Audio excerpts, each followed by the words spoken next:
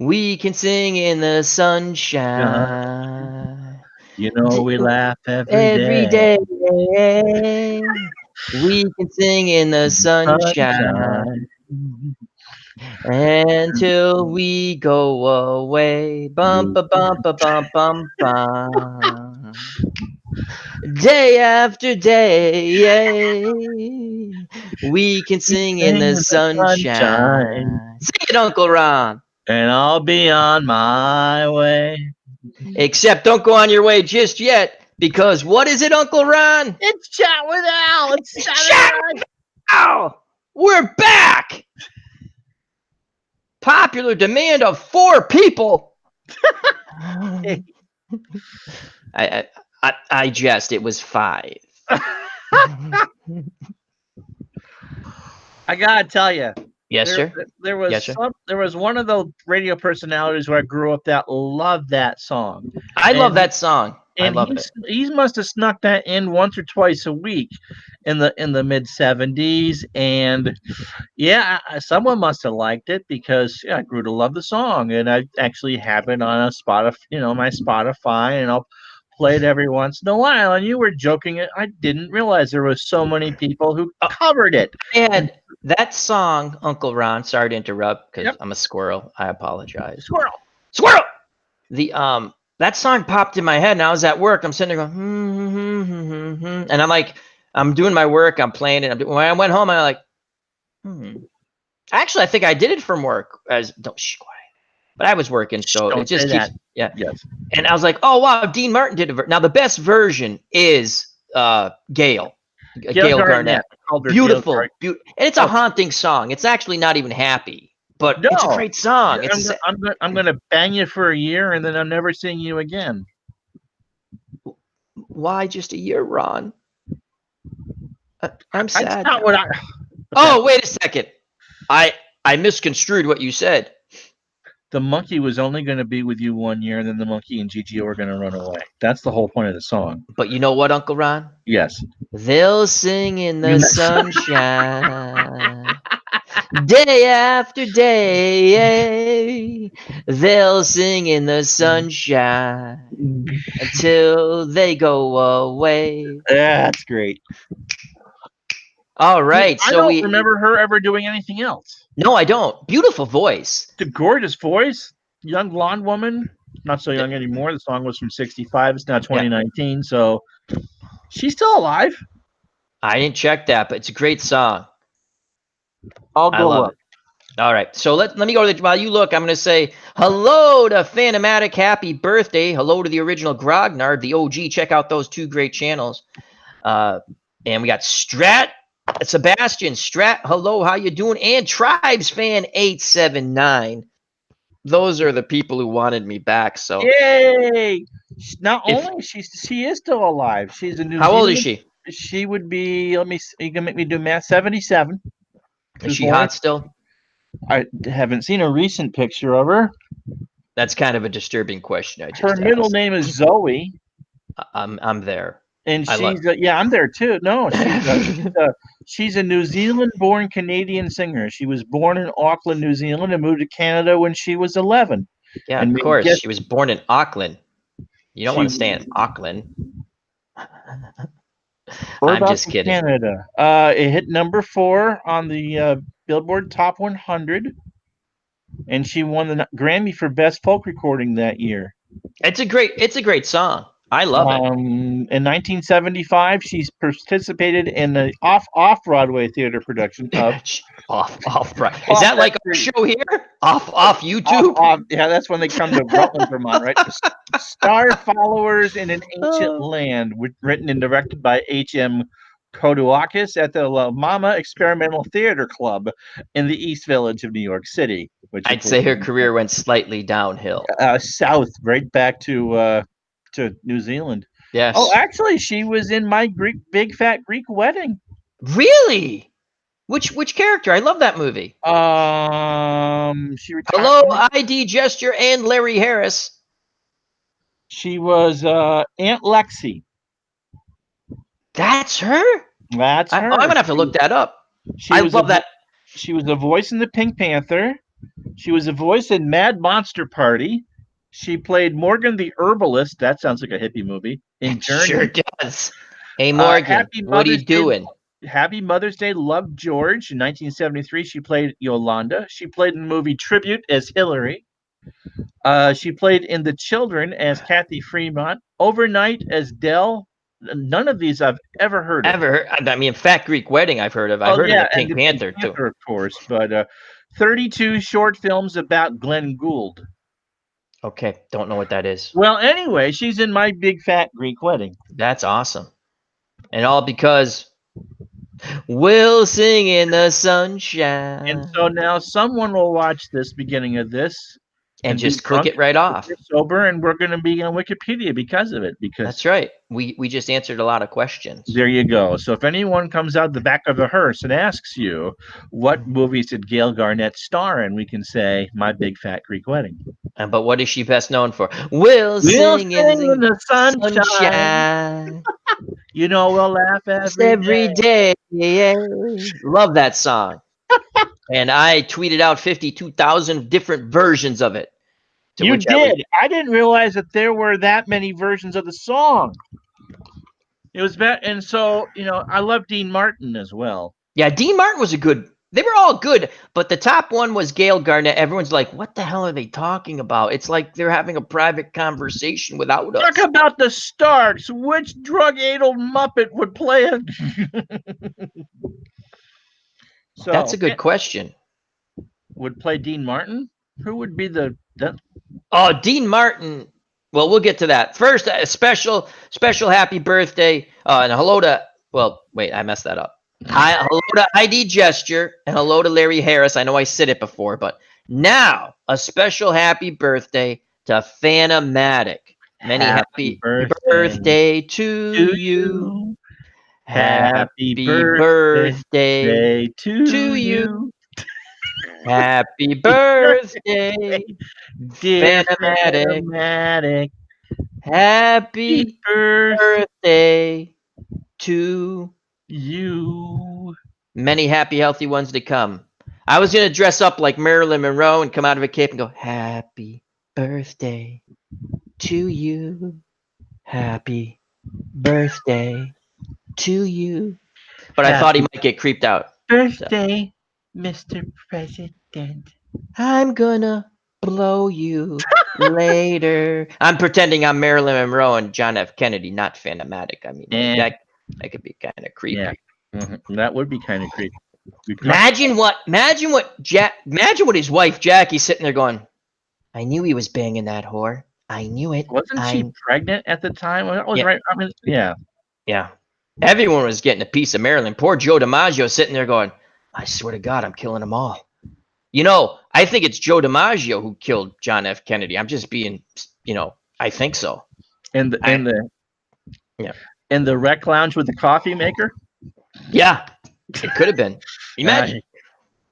Actually, Joe DiMaggio really did love Marilyn Monroe. When she passed, he did her whole funeral, everything. He may have been the only one who genuinely loved Marilyn Monroe. He total opposites. If you ever watch anything on them, total opposites.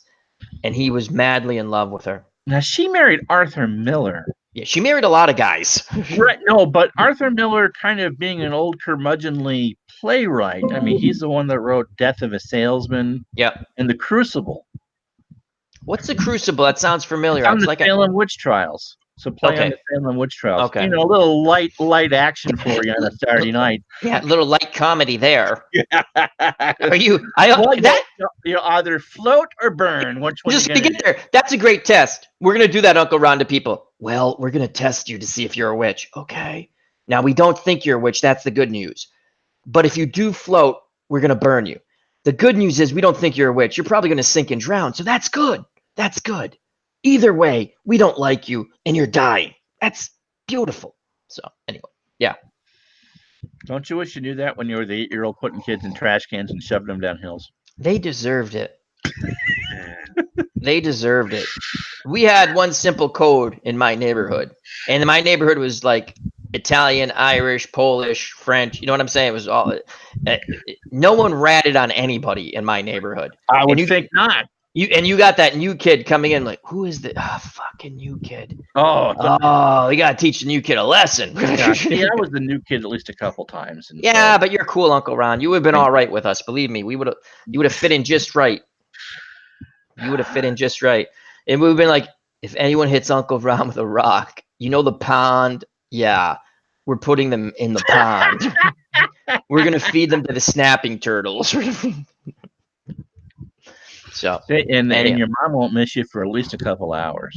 Yeah, that was that story. I'm telling you, that is legit. That's not even made up. That's when the kid got hurt and we're sitting there going, well, what are we gonna do?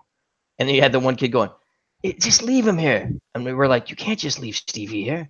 His parents don't even like him. The kid goes, I mean, we're sitting there going, we thought about it for a second, and Stevie's like, don't leave me here. I'm like, we can't leave Stevie here. Come on. That's right. Can't leave Stevie here. Stevie's a cop now, for God's sakes. And he thinks of you guys every time he goes to the firing range, right? Probably does. Stevie's a great guy. So he remembers we saved him. We didn't leave him there. See, there you go. That's loyalty. So anyhow, yeah. Oh, go ahead. Sorry. That will come up at a class reunion after a few honey whiskeys, right? Possible. Oh, he was younger than me, way younger than me. Oh, he was the young kid who palled around with us. He'd always like, what are we doing today? And we're like, we're murdering someone, Stevie. You want to come along? Yeah. Like, no matter what you said, the kid was up for it. It was great. It was just great. What are we doing today? Well, remember that kid who was bothering Bill? We're gonna go kick the shit out of him. Can I come along? Sure. You want us to hold him and you can kick him in the nuts, Stevie? Yeah. All right. and then as he's kicking him in the nuts, it's like everyone starts singing, we'll sing in the sunshine. Kick him in the balls again, Stevie. We'll kick him in the balls every other day. That was the whole Don Rickles thing, wasn't it? Yeah. From when he would surprise Sinatra on you've seen the clips of him and Sinatra on the Tonight Show, and bada bing boom. Right. Don Rickles was awesome. Oh, did you ever see the Mr. Warmth documentary that they did on him? No, you were telling me about that because we were talking about comedian. I know, and you said it's on YouTube. I think you really got it. He just was in everything. Yeah, and he was universally loved. Yeah, I mean he poked fun at everybody, but everyone loved him. I mean, he was great in the war movie with Clint Eastwood, the action adventure. Wasn't he in The Dirty Dozen? No, that I was just going to say that it's not The Dirty Dozen. It's Kelly's Heroes. He was unbelievable. They had so many great actors in that. It was just a fun. It's based in World War II, but it's basically a bank theft kind of movie, sort of. Carol O'Connor's even in that movie. Wow. Oddball, Donald Sutherland, great movie. We're gonna do one of these nights. We're just talk about movies and then stuff. But yeah. So what's going on? We didn't even do the introductions. I'm so out of practice. They know who we are at this point. I don't even know who I am. I'm a singer. I want to sing. Sure, and it's just tea in the cup tonight, right? No, they didn't make me pee in a cup at work yet. I said tea. Oh, I thought you said, did they make you pee in the cup at work yet? No. Listen to me at lunchtime. They make you pee in the cup. Yeah, I had Gigio do the peeing, which is probably a bad idea. Oh my God. Yeah, I'm pretty sure we're testing positive for something. I made the joke. A friend of mine got a new job, and he said he had to go take the piss test. And I said, well, did you eat a poppy seed bagel recently? Yeah, that's it. You're going to get tripped up because of that. That was Seinfeld, great episode. Yeah, that was great. I have some more great people in the chat. Dave Gardner, check out his hockeytournaments.com and his wonderful YouTube channel. Too. Yep, he was playing a bit of golf. And Bud W, thank you for stopping by. He says Don was so funny. Don Rickles was wicked funny. Bobby Cantilano, hope all is well. Nancy T, how the heck you doing? Super fan Nancy T. Hi, Nancy. Wonderful, wonderful, wonderful person. And I think to myself, what a wonderful world. So are we going to be the first people fired from the new MGM Springfield as lounge singers? Absolutely. It's just a hop, skip, and a jump down the interstate for me. I say a hip hop, hibbity the Hippity hippity, hop. don't stop rocking in the bomb, bob, baby. I don't remember the rest of the words, and I'm gonna stop That's right all you now. need to know. Hip That's all hop, you need to know. hippity hop. So I Yes, did a sir. straight doubleheader tonight, and I actually was because Dave will deny this later on. Is it Dave Gardner or Dave Dave Little? Gardner, yes, Dave Gardner. I was talking Dave to Dave Gardner. Gardner, Okay. and we're talking of Dave Little, the great Dave Little, does a basketball game every Friday night, and Yes, he does. last night's game, not because of Dave, because Dave was very No, good, Dave was excellent. last night's game was Phyllis Diller before he makeup. Okay, it just well, I won't say who won, but it was over before it started, and so Dave and I are chatting before I go on tonight. One of us, I finished dinner or whatever, and he said, "Well, you need to blow out every once in a while." It's like, yeah, because if you just have classic games every time, no one's going to believe that you're playing them straight up. He's right. And then I go tonight and do a double header and have two of the Uncle stinkiest, Ron, you really listened to him too much tonight, Uncle Ron. two of the stinkiest games ever. I mean, I mean, if I go ahead. added the Sorry. scores, I think they were tied, but it's like two absolute blowout games. And so I got a hold of him afterwards and tried to give him crap for that, and he's going to deny that he ever had this conversation. But it was too funny that he would mention that. He's calling you a liar in the chat. And listen to this. This is awesome from our chat. I tell you, the people in our community, no matter what chat they go in, are the best. They're awesome. Listen to this. Dave Little go, hotel, motel, holiday inn. And then Tribes Fan says, Dave Little knows that song from the Sugar Hill Gang, the one and only rap group, in my opinion. Oh, Dave Gardner says, don't make me come on tonight and defend myself. Oh, we can send you a link. We'll send you a link, dude. Once we finish babbling for a little bit, well, you can get a link if you want, my friend. So, and then Tribes Fan says, now what you hear is not a test. I'm rapping to the beat. I'm the best. Yeah. Great. I love that song. I love that song. ID Jester Ron's doubleheader was the hair on the balls of a fly. Yeah, pretty much. Wow. And he's our friend. Well, with friends like that, but it's true. It's absolutely. It's just yeah. That happens though. Funny coincidental things that you talk about something, and then kind of like all the stuff that will pop up tomorrow on my Facebook feed for all the things that you and I talked about tonight. The greatest hits of Gil Garnett will, I'm sure, be an ad on there from Time Life. We'll sing in the sunshine.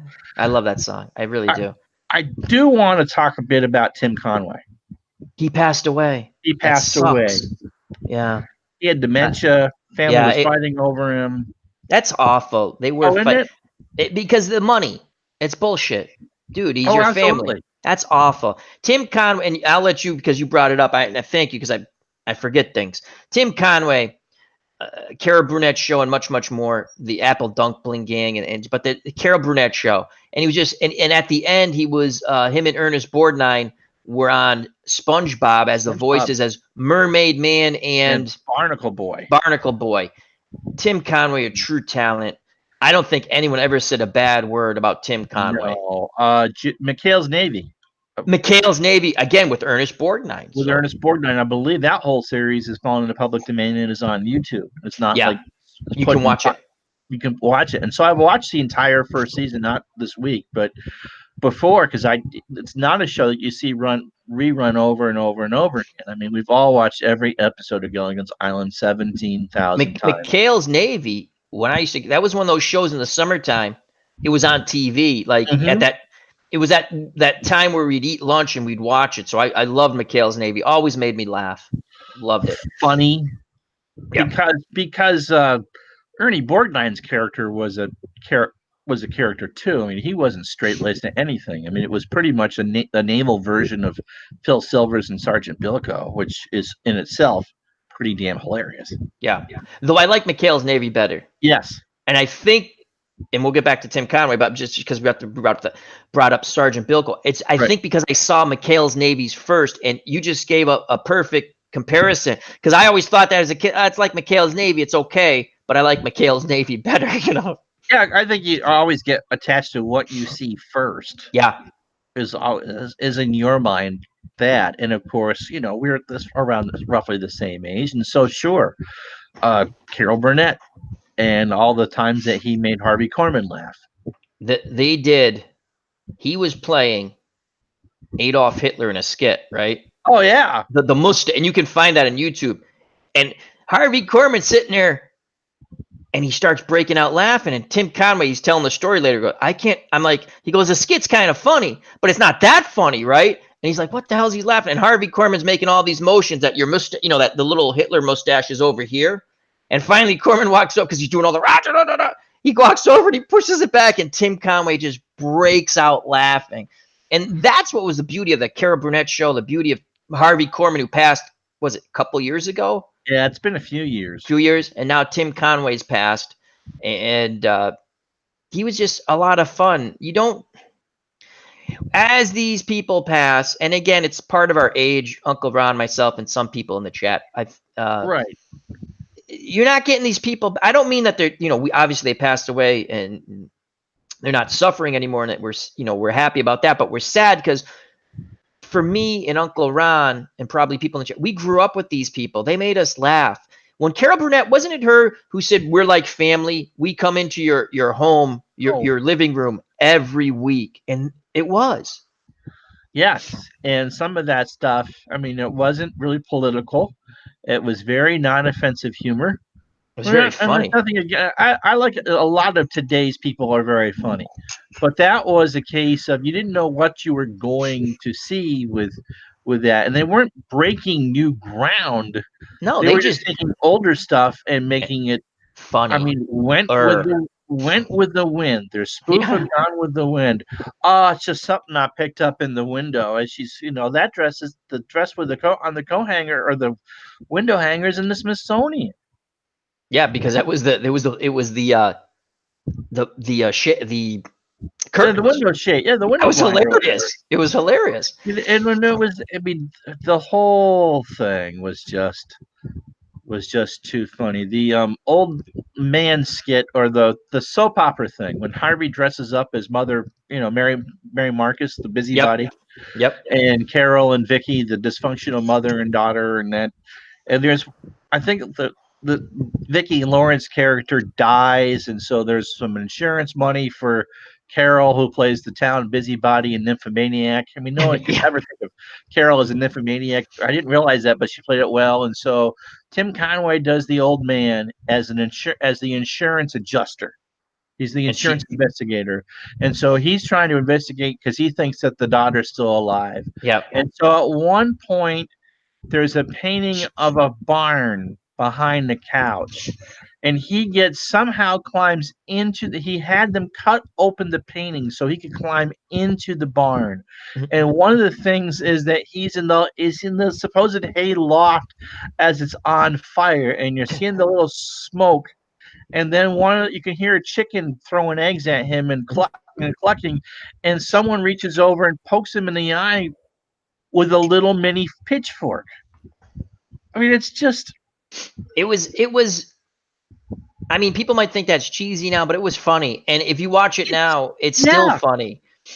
That's comedy, and there's all different types of comedy, And they're talking about that in the chat. He said, where was that? Oh, I saw the. Oh, it's a What's Blazing.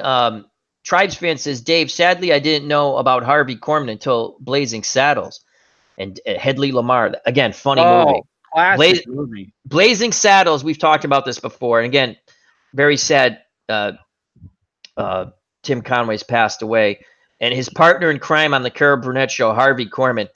Blazing Saddles is one of the funniest movies on the face of the earth. It's a Mel Brooks movie. That's absolutely, Mel Brooks, and it's all about the stupidity of racism. Now, could you make that movie today? It'd be very difficult because you have the PC police who wouldn't understand the movie. That's the best part. They're so stupid they wouldn't understand the movie. Gene Wilder was so good in that. Oh, Gene Wilder and Cleavon Little. Cleavon Little played the main character. With the classic line, "Where are all the white women at? Oh boys, oh boys." Now, here's the thing about Tim Conway and Harvey Korman and all those sketches where they made each other break up. When Lorne Michaels got together to create Saturday Night Live, he told them that they could really never break up on the air because he did not want that Korman and Conway shtick on his show. Well, Lorne Michaels, as good as Saturday Night Live was in its early heydays, whatever. I haven't watched in years. Yeah. And again, if someone likes Saturday Night Live, that's fine, whatever.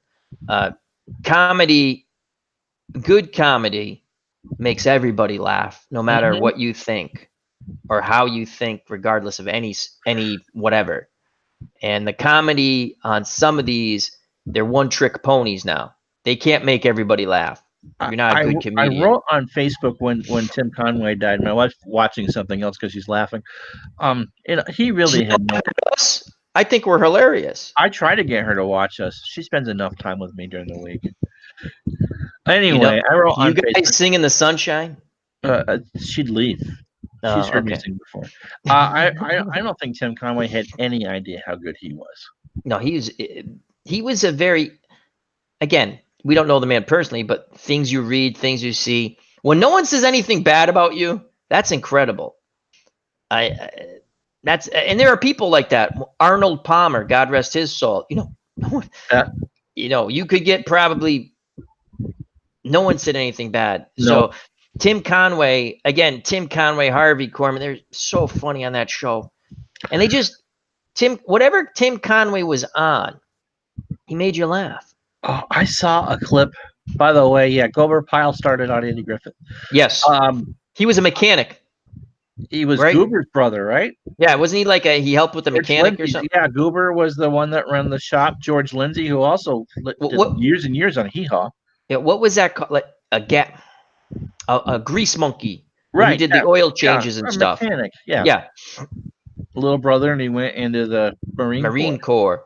Now, I tell you what, doesn't rank up there with McHale's Navy, but when he used to torture the sergeant, that was priceless. Yeah.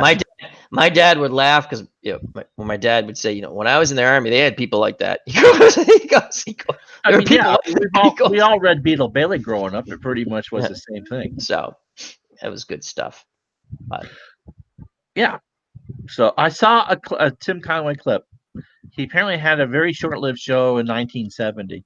I didn't know that. Where he apparently it was a sketch show. Yep.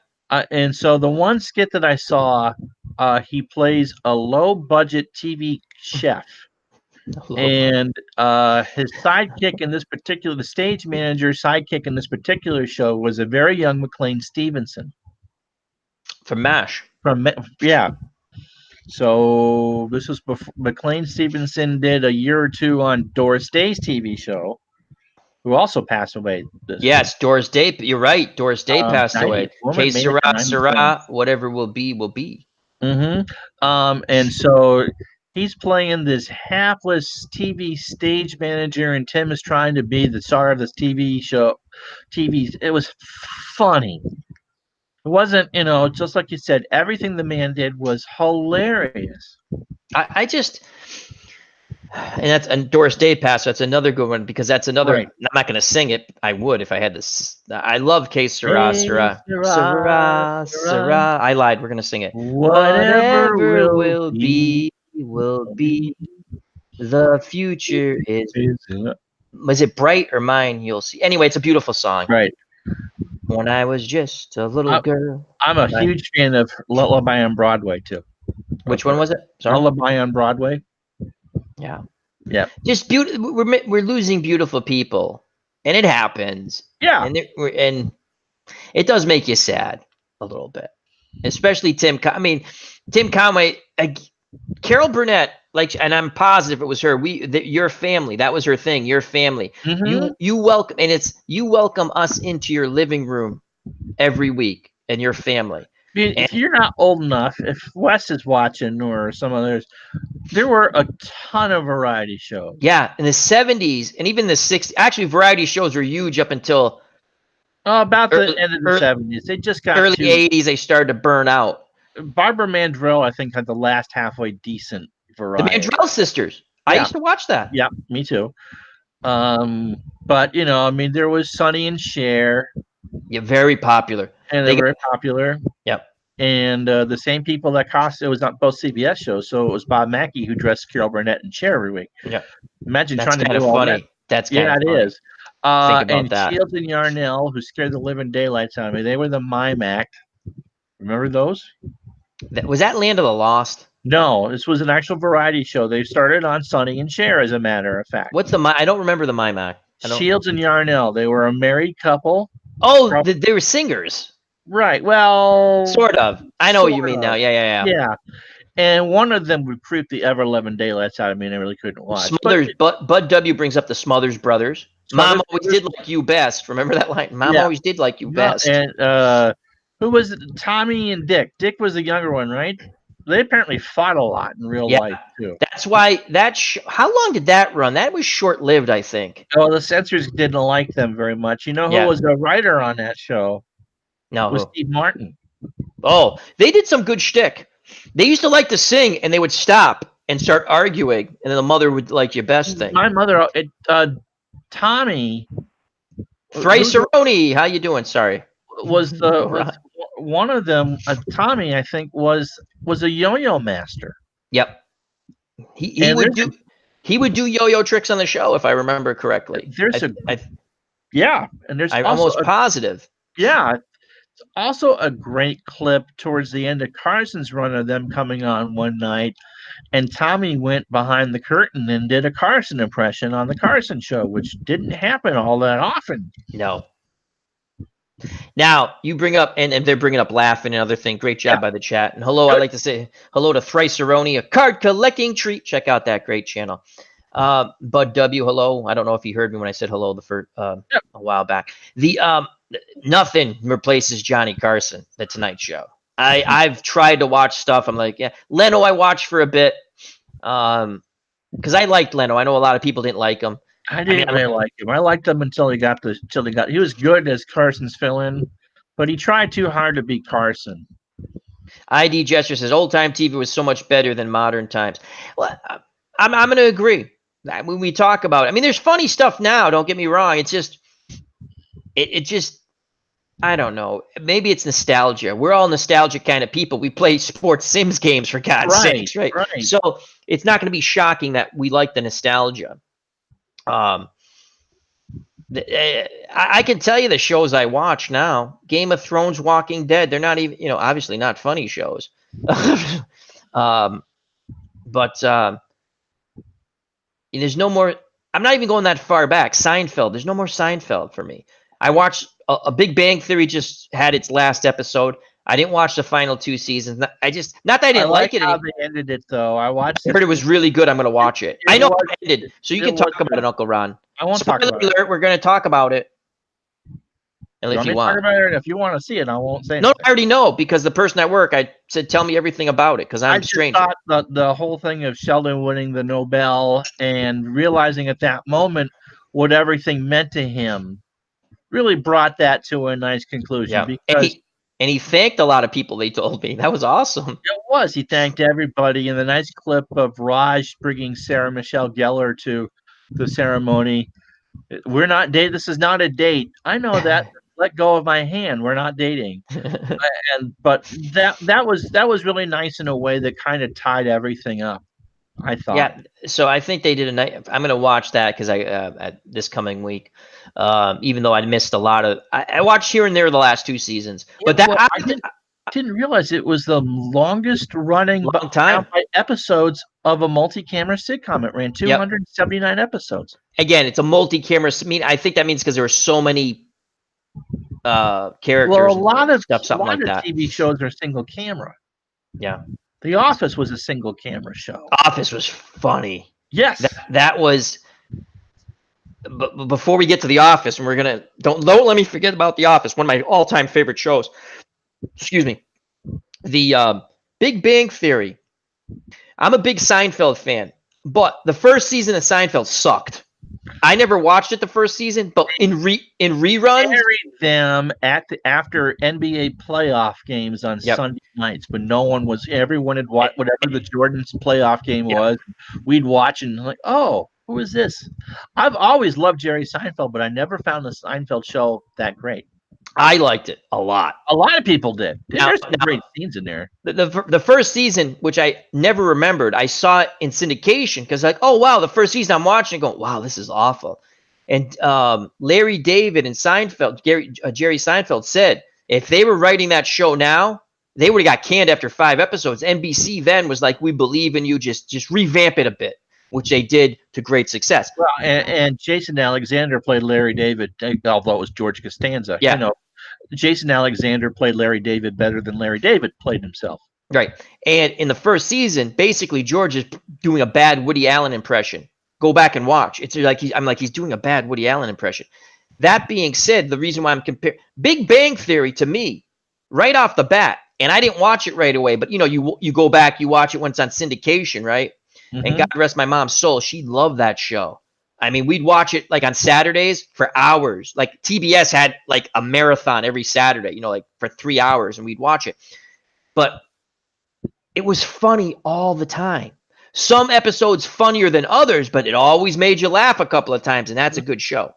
So, as Dominic Brazil is already down in that championship fight, to which, just to talk a little boxing real quick, That's Dominic great. Brazil, tough guy, don't get me wrong.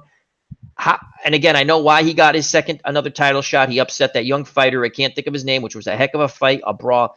He had no business being in the ring with Deontay Wilder. I didn't even put the fight on over here on Showtime because I'm like, I don't want to. I like Dominic Brazil. He seems like a really nice guy in interviews. He's going to take a hellacious beating just like he did against Anthony Joshua. And I don't want to see him get hurt. It's hard to compare fighters in different eras, but what do you think of Wilder overall?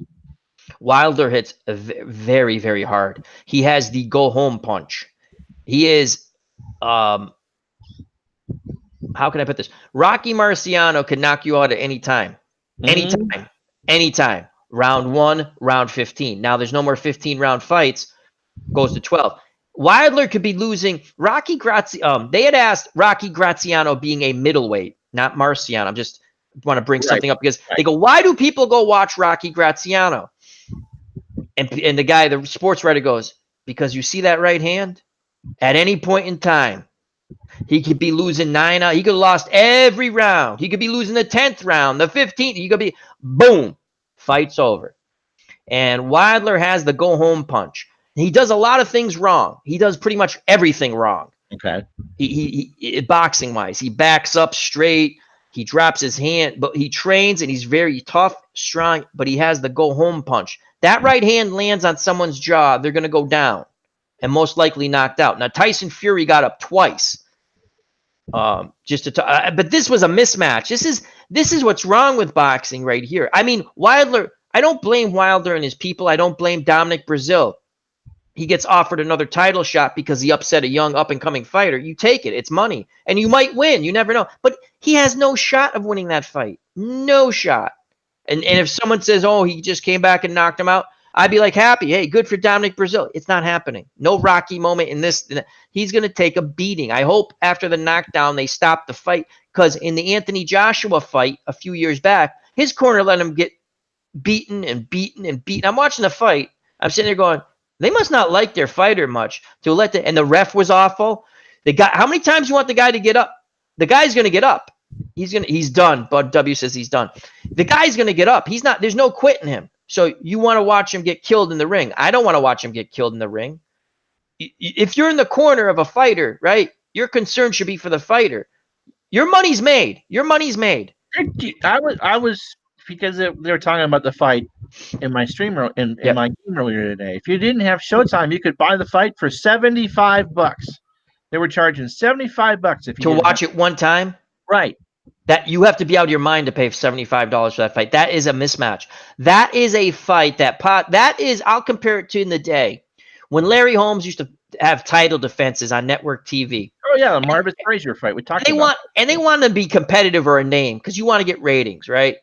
But Larry Holmes was not going to risk himself for the money he was getting paid, and I understand that. But he was willing to go on national TV because at the time it would build up the not the pay-per-view because they didn't have it was a closed circuit type fight or an HBO fight, which was HBO then would be considered big time.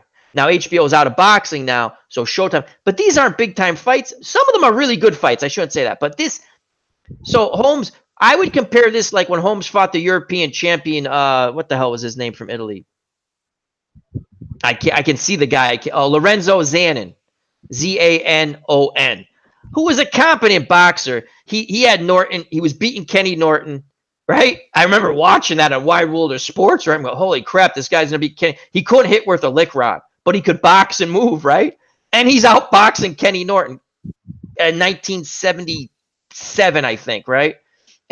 It's after Norton killed Dwayne Bobbitt. And it could 77, 78, something around there, right? He's outboxing him. Could have been he's outboxing. I'm like, holy, he's winning every round. And then Norton tagged him, and the fight's over. He fought Jerry Quarry. Quarry made a comeback, ill-fated. Quarry, that's when he retired for good. He goes, if I can't beat this guy, he was losing bad. Then Quarry caught him. He could still punch a bit. And then he gets a title shot with Larry Holmes because people saw him on TV, and they're like, well, he fought competent against Kenny Norton and Jerry Quarry. I mean, he won one round. They were jabbed. It was a very boring fight, but that's not even as good as this. That fight is better than that they put on Showtime, which is sad. And I just don't want to see the fighter get hurt. He's going to get hurt. Very distinct memories of Holmes fighting on NBC against Marcus Frazier. Marvis, yep. And he told on a Friday night they were going to, big 12-round special, and we all get. Yeah, and it was over in the first round, and it might have been Mills Lane to the ref or whoever the ref was. Holmes would just land a flurry, and Frazier wouldn't fight back. And Holmes, are we done yet? No. Yep. Boom, boom, boom, boom. What about him again? Yep. Like 3 or 4 times. Like, whoa. That's funny because they billed that as a championship fight. Yes, it was. And it was in risk because he was not ranked in the top 10 of that organization, which Larry Holmes had the WBC title, and he was ranked in the WBA, and they were going to not make it a title fight. And there's actually, if you watch, I think it's one of the British broadcast, which if you go on YouTube, they actually mention that, but they turned it into a title defense right at the very end. Because I think Don King looked at them. Are you crazy? I pay you off all the time, WBC. You're not going to make this a title defense, right? And the other thing, I remember that television and blah blah blah. Yeah, and because they never said that on the network, because they were nowhere ever going to say this is not a title defense, because that didn't happen. It wasn't like in the 40s, 50s, 30s, 20s, where a champ, especially a heavyweight champ, would sit there and go, "I'll fight, but my title's not at risk." Meaning they'd fight these fights. It happened actually more at lower weight classes. When you even saw it in the 60s where Nino Benvenuti from Italy, very good fighter, excellent boxer. Probably like if you have Hagler up here, right? Benvenuti's like a couple of tiers below. Very good fighter, excellent boxer, won a gold medal in the 60 Olympics at light middleweight. But he would have these non-title fights. And if you lost, it didn't matter. So he would fight like a fighter somewhere, and you go, we're going to make money, and that's it. And not that he lost a lot of those, but it's strange to see that. They did that a lot in the 60s, and that ended in the mid-70s where no one did that much anymore because I don't think people they wanted to see. The only time they would do that, it was the late 70s to Alfonso Zamora, and I can't think of the other, Carlos Zarada, the Battle of the Z's. They were both champs, right? And they were going to be a 15-round fight. Well, one of them couldn't make weight. And they were going to cancel the fight. And the fighters are going, are you out of your mind? Because they hated each other, right? They wanted to fight. And they were at the lighter weight, making buku cash because they're fighting each other. So they go, listen, we'll make it, that's the only time we'll make it a 10-round fight, no titles on the line, so we don't have to make weight. I'll sign the guy signed the thing, I'll fight Zamora, right? I'll fight him. And actually, I think Zarada, he was the lighter fighter by 3-4 pounds, which is a big difference at a lighter weight. Yes. I think he ended up knocking out Zamora, and it was a brawl. Oh my God, those guys! The cornermen were their fathers. They hated each other. Oh, it was a brawl. Not that we'll get off the boxing subject, but the wildest thing I remember, Marvin Hagler. Well, one of the wildest things I remember, Marvin Hagler going to England to fight Alan Minter for the championship. And Hagler destroys Minter in 3 rounds. I mean, Minter blood all over the place. Minter, a very good, competent middleweight. Hagler just tremendously way up here. Minter's again mid-level, mid-level type middleweight champ. And the fans throwing beer bottles, not cups, glass beer bottles. Yes. You can find, and they're just winging them into the ring at Marvin Hagler and his corner people. And I remember they're putting up the towels, trying to shelter Hagler. They're winging in beer bottles. That was nuts. That was crazy. Do you remember that? What I'm talking about, Uncle Ron? No, I don't. What year was that? 19. It was the early 80s because Hagler was it 79? Hagler, Vito Antuofermo and Hagler fought to a draw in Las Vegas. No one would give Hagler a title shot. Carlos Monzon didn't even want to fight Vito Antuofermo. Again, a competent middleweight, but not compared to Hagler, right? And Monzon retires basically because he doesn't want to fight the younger guy. And he fought a long time and this and that. But so Antuofermo beat an Argentinian, Hugo Corey, and I forgot where they fought, in Europe or somewhere. And it was an ugly fight, a mauling. They just hugging, and it was like a wrestling kind of. It was a physical fight. It's not like they didn't try. It's just the way those two guys fight, right? So the first thing Antuofermo says is, "I'll fight Hagler," because it meant money to him. That was a big money fight. He goes, "I don't duck anyone." They fight in Las Vegas. Antuofermo makes some good money. Hagler really beat him. They called it a draw, but a lot of that happened because everyone thought Hagler was going to kill Vito Antuofermo, right? And Antuofermo fought well. So they must have given any type of sort of close round to Vito. And he did come on at the end, Antuofermo. But you watch the fight. Hagler won the fight. So Minter, they screw Antuofermo the first fight against Minter. He beat him the first fight. Minter, to his credit, gives him a rematch. They go to England to fight. Minter stops him on Antuofermo and cuts. Stopped him on a TKO for cuts. So now Minter, again, hats off. I think he had to give Hagler the rematch, right? A shot at the title. And he does. He goes, "You got to come to England to fight." And Hagler destroyed him. They winged in. Someone can I'll find it and put it in the chat. They were winging in beer bottles. Oh my! And this was on, I want to say it was ABC Wide World of Sport, or ABC Saturday. I don't know if it was wide, but it was ABC. And they're winging in the beer bottles. I'm like, holy crap! I'll find it later and I'll put it in the chat. I'll write it down. Before we leave boxing entirely, Harold Letterman died. Really? Oh, you didn't know that? Yeah, that's why someone sits. I didn't realize. I saw something in a chat I was in. They go, "Rest in peace." And I didn't catch on. I thought they were being funny. Like no. He was 78. Oh, yeah. He was an Ike. Well, he was the guy. He was like the HBO. Remember, we're gonna go to Harold Letterman's car, who I never usually agreed with. It was hilarious. Jim, he knocked him down there, but I give him credit for getting back up. So he wins around 10-9. Yeah. Yeah. It's just I didn't agree a lot. He was actually not a bad boxing guy, and he actually did a I liked him better than Merchant. I could never stay a Larry Merchant.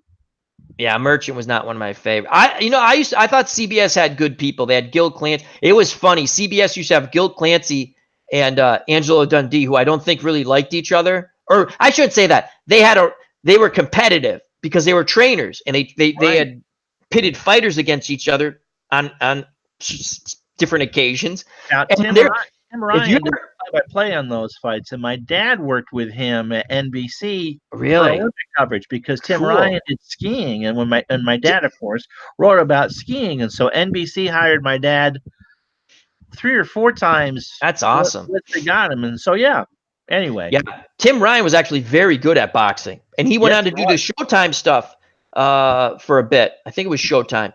Tim Ryan, right? Yeah. Is it Tim? So they're doing a taped, they were doing it live, but in the U.S., we saw it tape delayed same day. It was a great fight, to be honest with you. If people don't watch it, I recommend it.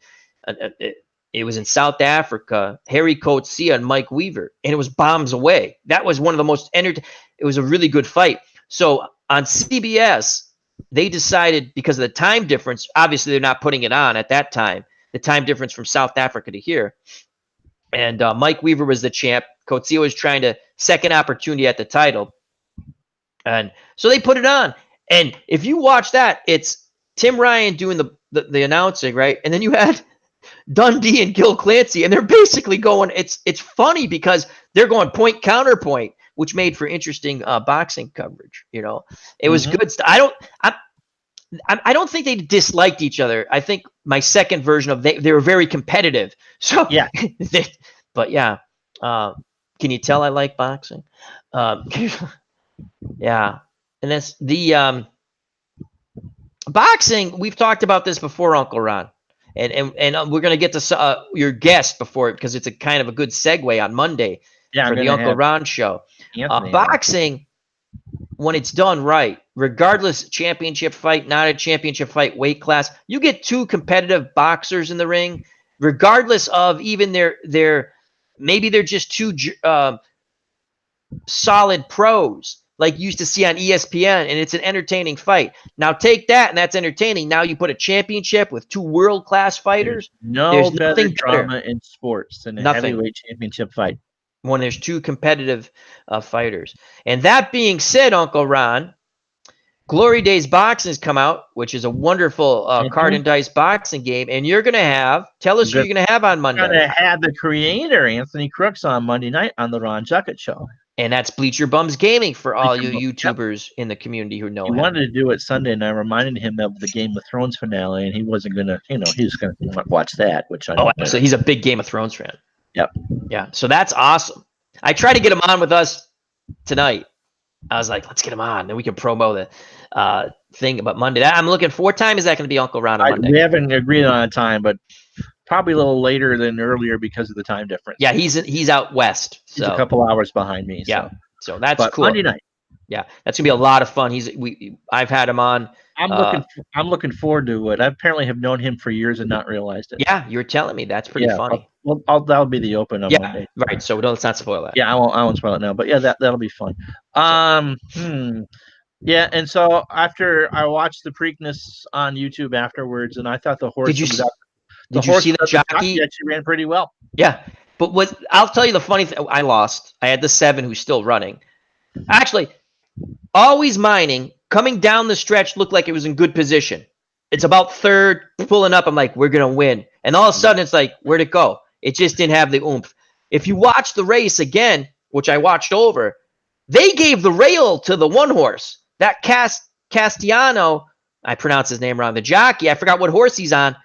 He had the rail. He never went to it. He was out in front. He didn't go to the rail. When you're out in front, you go to the rail. But maybe he thought his horse was, come. And that guy on the one horse,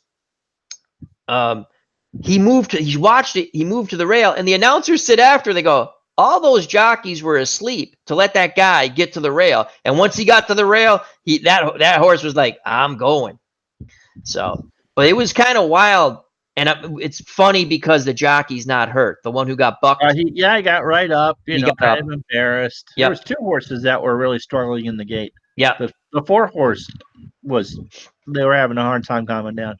Now we haven't done one of these in a while, and so we didn't do one after the Kentucky Derby. I did not catch it. I watched that race live. I did not catch what had happened, but when I watched the replay the next day, that's a move straight out of NASCAR. Yeah, it's funny because my dad and I were just talking about that today because I've been saying I still didn't see what the horse did No, I'm agreeing with you now because on TVG they showed. I must have missed these. The footage I saw right after they didn't really show to me what I saw. No, I watched a little bit and I started off. I did. It was like on TVG. That's a horse racing channel we have. They showed it today. My God, you're right. That's out of NASCAR. That guy bumped 3 horses. I'm sitting there going, well, he deserved to get disqualified. Because when in horse racing, for someone to, after seeing that, those jockeys when they came in and go, hey, that guy just bumped 3 of our 3 horses. And when you see the replay, the one I saw today, I'm in total agreement. Because at first I was like, well, what'd he do? It's a wet track. He kind of, when you're watching it live, I couldn't really tell because you're not seeing it. And the replay they showed you was basically the one I saw. Again, when the race was over, I only watched it once, like the replay again. I didn't see any close-ups that I saw today. Oh, yeah, he definitely committed. He would have fouled out in a basketball game on that one. Oh, absolutely. My mom was over for lunch on Tuesday, and she we would always watch the Derby together. Not really big horse racing fans, but That's fun though. her and Dad had friends, and they went to Louisville one year for the Oh, Derby. cool. Yeah, it was the year that Shoemaker won the last time on Ferdinand, so 86. Oh, that is cool. And they saw about 2 seconds of the race because you can't see jack shit from the infield.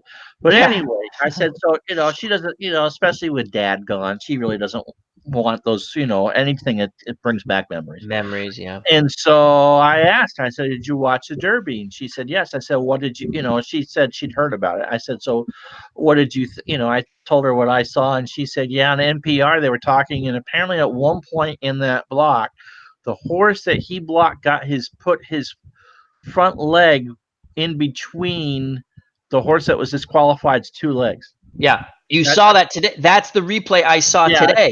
Yeah. And when I saw that, I was like, holy crap, I didn't see that. Again, we lost the race, the Kentucky Derby, the one we lost again today. We're in a little losing streak right now. But I always watch the replay, when they show it over and you just wanted to see. Not that I'm a voracious horse. I'm sorry? You ever go to Suffolk? No. They still run them there, don't they? Yeah, that's the only reason why we can bet via TVG. You have to, in your state, you have to have an open track. Sarah's very glad that we don't have that in Vermont because that's a good way for me to lose money. Well, but I don't want you to lose money. That's so. Moving to New York, man. Yeah, it's fun to do. My dad and I, we usually do okay, pretty well. But we're in a little losing streak right now with the big races. We'll come back on a few smaller races and make some. So these are the type of chats that Dave Gardner kind of goes back and forth and wonders if he'll give the like to. So have we lost everybody or are people still watching? There's people in the chat. I didn't know that. Let me look. Oh, Fandom D Saint, who was absolutely hilarious. Are you okay? Because you were tired. He was on with Johnny changes his channel name all the time. In fact, Johnny is a featured channel on my page, but I got the wrong channel because he's changed his channel again, so I got to put that one on there. Okay. Johnny the King, as I call him. They love to talk Game of Thrones, all kinds of stuff. But Fandom D Saint was hilarious on that. He was tired. He was really tired. He was trying to name the people in the chat at the end, and they're like, just go to sleep. And he's like, no, I can do it. I can. It was pretty funny. Todd B, how you doing? He says, what are we talking about? All kinds of stuff. I don't know. Who else is in there? ID Jester's still here. ID Jester's right about to leave, though, I can tell. He's like, what are they talking about? Then we draw him back in. And Dave Gardner's like, yeah, pretty much. That's okay. So anyhow, that's what we've been talking about. So that's kind of cool. I mean, when in New York, when I grew up, they'd have the OTB parlors. I know exactly what they are. And I was never allowed in one, and I probably was a good thing because I'm sure I'd have been even today. I think you and I would be the youngest people to go in there, right? Yeah, OTB's. I used to like. Yep, I used to like to go to Lincoln Downs when they had a racetrack with my dad. My dad was funny, like. When the sports seasons were over, like football or baseball, the in between, when I didn't play a sport in between, and it was amazing. Once I learned I got good grades, you can get away with more, right? Oh, absolutely. So it's like I'm making the what they call honor roll my senior year and stuff, and which I never did because I never applied myself before. That was like, C, that's all I need. I don't have to study. I can get a C. And he goes, you want to go to Lincoln Downs with me and your couple of your uncles? Uncle John goes, yeah, let's go to Lincoln Downs. It's just been fun, man. I used to like. Then in New Hampshire, they had the dog track. We had him here in Vermont, down in Pownell, which isn't too far from you, as a matter of fact. Yeah. And you just watch the dogs chase the magical rabbit. It was cool. And they go, what dog? We had harness racing, and then actually, I was looking at newspapers.com. And we actually had thoroughbreds in Pownell. Really? Green Mountain. Yes. Oh, Green Mountain. I've heard that track before. Yeah, that's in Pownell. Yeah. Oh, okay. That's around Bennington. So that's about what, an hour and a half from you? I bet you my dad went there before. Yeah, I mean the track was open well into the 80s with the doggies. Hinsdale was the track in New Hampshire that had the dog. We'd go there. We'd go to like I said, Lincoln. And that was fun. It was fun on a Monday to go. Saratoga, I think, still has the harness racing. Yeah, there's a lot of. I mean, regardless, some people are like, oh, it's cruelty to animals. I mean, do you think every owner treats their animals cruel? I mean, there are some who are The bad. doggies I'm not real thrilled about, but the horses. I mean, they're you run for a couple of years and get laid the rest of your life. I mean, I've been trying to do that my whole life. That's, hey, we're gonna put you out to stud. Cool. But no, where my grandparents' house was across from. At the time, it's now the college closed. I'm not sure what they're doing with it. There was a horse barn across the street. We lived on the edge of town, and if you went down the little bluff, there was a track. There was an actual track. I'm not sure what the size of it was, And they practiced. They practiced. They Yeah, practiced for the that's pretty harness cool. racing at Saratoga, right in front of my house. So Todd B says, I have never set foot on a horse track in my life. Need to add that to the bucket list. Well, do it before the bucket list. It's yeah, I kind mean, of you don't want to fun. do it after you're dead, unless Secretariat's running after you're dead. Then Yeah. absolutely you want to do that. It's kind of fun. You don't have to go nuts over there. Just you get to watch the horses a bit. Yeah, I mean, you get to. I mean, I wouldn't go. You just pick a day where he's in Ohio, right? There's lots of tracks in Ohio, but they're the harness kind. Oh, okay. The buggy, or as I call him as a kid, the harness. buggy. Yeah. And then Phantomatic, words to live by. Don't step in the big brown piles, Todd. Yeah, don't. Yeah, don't do that. Don't do that. You told a funny story about watching a race, a horse going up to the Arlington gate. Million. Arlington Million. And so back when horse racing really was a big deal on television and not just 4 days a year. Yeah, when they would show the other stuff. Well, they would show the other stuff. And so this was a big track out in Chicago. And they got in trouble for fixing things, and they had a bad barn fire. But this was, back in the glory days of Illinois racing. So they're loading them up on a crappy rainy day in Arlington. And the horse really didn't want to come out of the barn. It's like, it's cold. I don't want to go. Right. So I mean, this was before Breeders' Cups type stuff. So they would, the big races were the Marlboro at Belmont, the Travers, which is still a big race. Travers is still a big race. Travers is still a big race. Arlington Million. It was a rare $1 million Grade 1 horse race.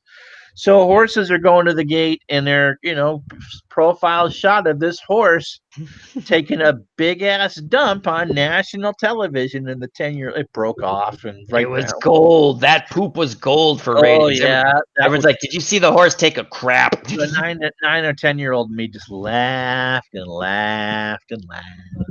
They had the Kentucky Derby. I wish I could remember the horse. They're profiling the horses. And the guy's like, "Yeah, don't get close to that horse. He'll bite you." It was like the funniest thing because the guy goes, "Are you serious?" I mean, they're doing their thing, and he goes to go he goes, "I'm telling you, don't do it." And the horse looks at him. I swear to God, I'll take your hand off. I'm like, holy shit, that horse is a psychopath. Because he goes, "Yeah, now I'm gonna have to give him 2 cookies or something." Like the guy, because the horse gets mad. I was like, imagine having to ride that freaking monster with big teeth. I remember one year in the early 80s, they had a thunderstorm roll through Louisville right when ABC was on the air. So, I mean, the track was fast up until the Derby, and then it was going to be a slop show. And of course, this was when Howard Cosell was still with ABC, and they go to him, and the wind is whipping around, and he's trying his damnedest to keep his hair down. That rug on his head, and he couldn't do it. It kind of half blew off. Do you remember, just to talk Howard Cosell for a bit, do you remember the fake bricks you threw at the TV? Yes. Remember, they were made because of Howard on Real People. Yeah. Yeah. And the guy was on Real People. And you go, people like, because people were throwing stuff at their TV when Cosell was doing Monday Night Football because he annoyed, and he was really good, but he could annoy them. He was great on Monday Night Football, but he could annoy you at times with stuff. Nothing about baseball. You go back and watch. He was awful on Monday Night Baseball, awful. But there were times he'd piss my dad off so much. My dad would be like, "Shut the sound down, put the radio on." You'd find the station that had and it was never in sync because it's radio and TV, and he didn't care. He goes, "I don't want to listen to him anymore."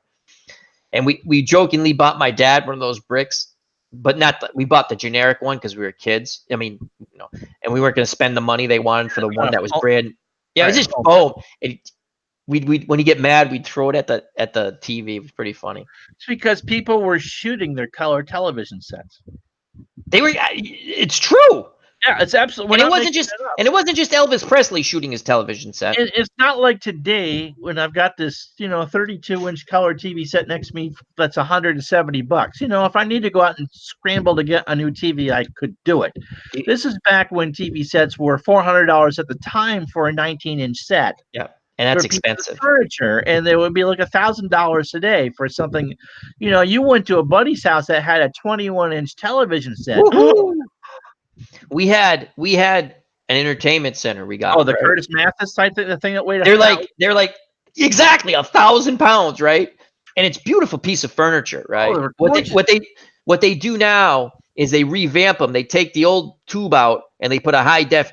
People want that. They want the high def because it's a beautiful piece of furniture, right? So, I've thought about it. But we have to get it out of their house, and it's wicked heavy, right? I can't imagine. It's so you had this thing's huge, right? It was like 3/4 of the wall. And they had an AM FM record player usually in them too. So it was a stereo, it was a hi-fi, and a television. Yeah, it's a television.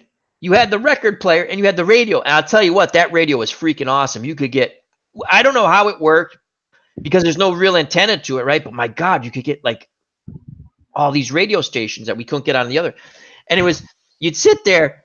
And now thinking back, the screen's probably smaller than my freaking screen here. Anyone with a 25-inch screen was rich. Yeah.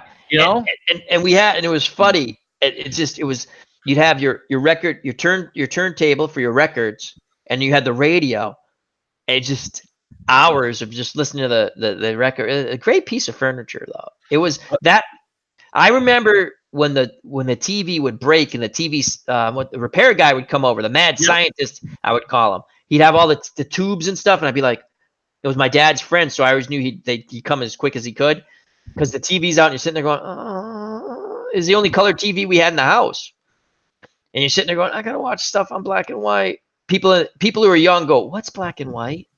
They think it's like a some sort of racial thing. No, it's a TV, black and white. You remember with the black and white TVs or the smaller whatever TVs? Did you ever take when you couldn't get reception? You put like tin foil and then a wire or a clothes hanger. You tried everything. You jam it out the window. And you'd move it around. You'd be like, I think I could see it better. It was hilarious. That's all gone now, folks. It's called cable TV, or even if you don't have cable, the antenna. Yeah, the way we are. My grandfather tells a story of someone in their town had an early TV, and there was a big wrestling match on. And by the way, Dave Little and Sports Time Machine, Mr. Mike, did a great job on their wrestling show earlier tonight. Yes, they did. Yes, they did. That was quite fun. So the wrestling, and it wasn't coming in. So someone had a beer or two too many and climbed up on the roof to turn the TV antenna to try to get it better. Did they fall off the roof? No, they did not fall off the roof. Thank God. No, it's fun. It's a genuinely funny story. No one gets hurt.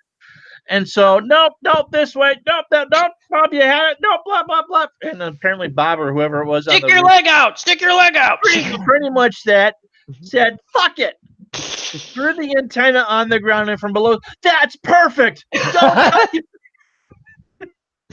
That's the other thing when you had the antenna on the TV as a little kid, right? To me, I'd be like, Dad, can I turn the antenna? And he'd be like, okay. Because it would make that noise. Yes. And it would move north, east, not north, I'm sorry. East, west. It would, move side to side, right? And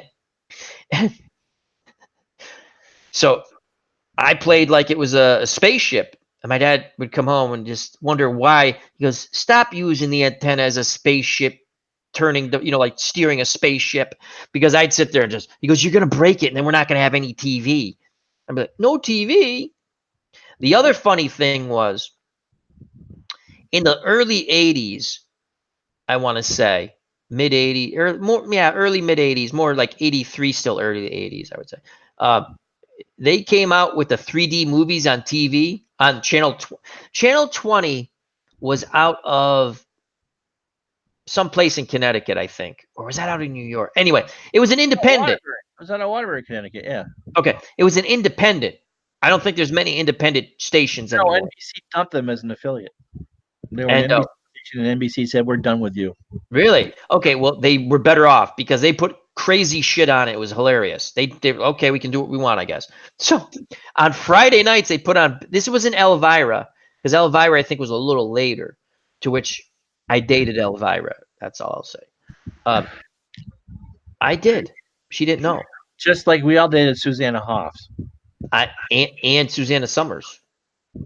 I dated Susanna Hoffs more than I dated Susanna Summers. Interesting. I dated a lot of people. Adrienne Barbeau. I dated her. We talked about her before. Yeah, I did. Yeah. Anyhow, so what the hell is that? Now I got these. I'll be back. No. They all sagging now. We're all 35 years old. Yeah, but I'm remembering back when I was a kid. Okay, so 20 had this like movie. Yeah, movies. So they'd have these bad monster movies in 3D, right? And you'd go to the store because you could buy these the 3D, what's it, red and blue, the red and blue glass. You go to the store and you're like, you sit there and go, you're like 50 cents, I think. I really want to watch this movie in 3D. So you buy this stupid that didn't work, right? And you get it. And now you're sitting there. It was kind of funny because these movies came on late. But you're calling, you'd say you're your friend, you go, I'm going to call. Now make sure you pick up the phone quick. No cell phones then. The phone's going to ring in the house. Parents are going to get pissed off, right? That's what parents did. They got pissed off. 11:35 movie, yes. Yeah. So you'd kind of say, Ma, can I use the phone? Mom, I'm going to use the phone. I'm just going to call Jimmy, and we're just going to talk about the movie. So you'd call like one of your friends, and you're sitting there going, hey, does it look 3D to your watch? I think it jumped out. But what you had to do was you had to play with the colors of the contrast, right? To try to get that 3D look. I don't think it ever worked, but when you're a kid, you're like, yeah, it jumped out or whatever. So now, this is when the USFL was around. It had to be 83. The 1 year Boston had a team. So the Breakers, yeah. Right? So the Breakers uniforms, the helmets were white with like a blue-white wave thing, right? So we're watching the Breakers, right? And I realized what I used to do after watching those movies, because my dad got mad one time, he goes, stop fooling around with it. You're going to mess up the color, That's not what he said, but close enough. Well, yes, there were a few more adjectives involved. And so I would still begin with the letter F. Yes. And so what I would do is go back, find a station that I knew exactly what the colors were sort of, and I would change it back. In fact, I think I would go like to the station that went off the air earliest because they'd show like those colors. I knew and I knew exactly what the colors were supposed to be. So I would exactly when TV would actually go off air. Right. And I would turn to make the colors, and I didn't do it. So now it's a Sunday, and the Breakers game is on, and they're lime green. I'm like, oh, fuck. My dad's like sitting there going, the Breakers changed your uniforms? Yeah, those are their new away uniforms, Dad. And he looks at me and he goes, I told you, stop touching the TV. He goes, it's not 3D anyway. He's like, so that was kind of funny. That's my whole 3D movie story. Yeah, I like it. It's funny. It's fun. You have to understand, blue and white helmets, right? And now they're lime green. The waves lime green. I'm like, no, yeah, the ugliest colors. That was so much fun. I talked about SCTV before, but there's a great little bit of chiller mystery, whatever theater. Was it Smellorama? No, I mean there was Smellorama, but it was one of those 3D movies, and it was yes, it was Tip O'Neill tried to Congress or something like that with Count Floyd. Yeah, Count Floyd was funny. Count Floyd, and so it's John Candy playing Tip O'Neill, and it's so the glass of brandy is brought back and forth. Yep. And then the pen to sign the bill. Yeah, because this was a 3D when they used to make fun of it. They go, right. Whoa, yeah. Whoa. Count Floyd. I'd tell you, there's some good writing on SCTV Network. That was brilliant stuff. It was funny. Now I watched that on Fridays. It was overnight Friday nights, yeah. Yeah. Because Saturday Night Live was on Saturdays when I still watched as a kid. But I was such a Monty Python fan.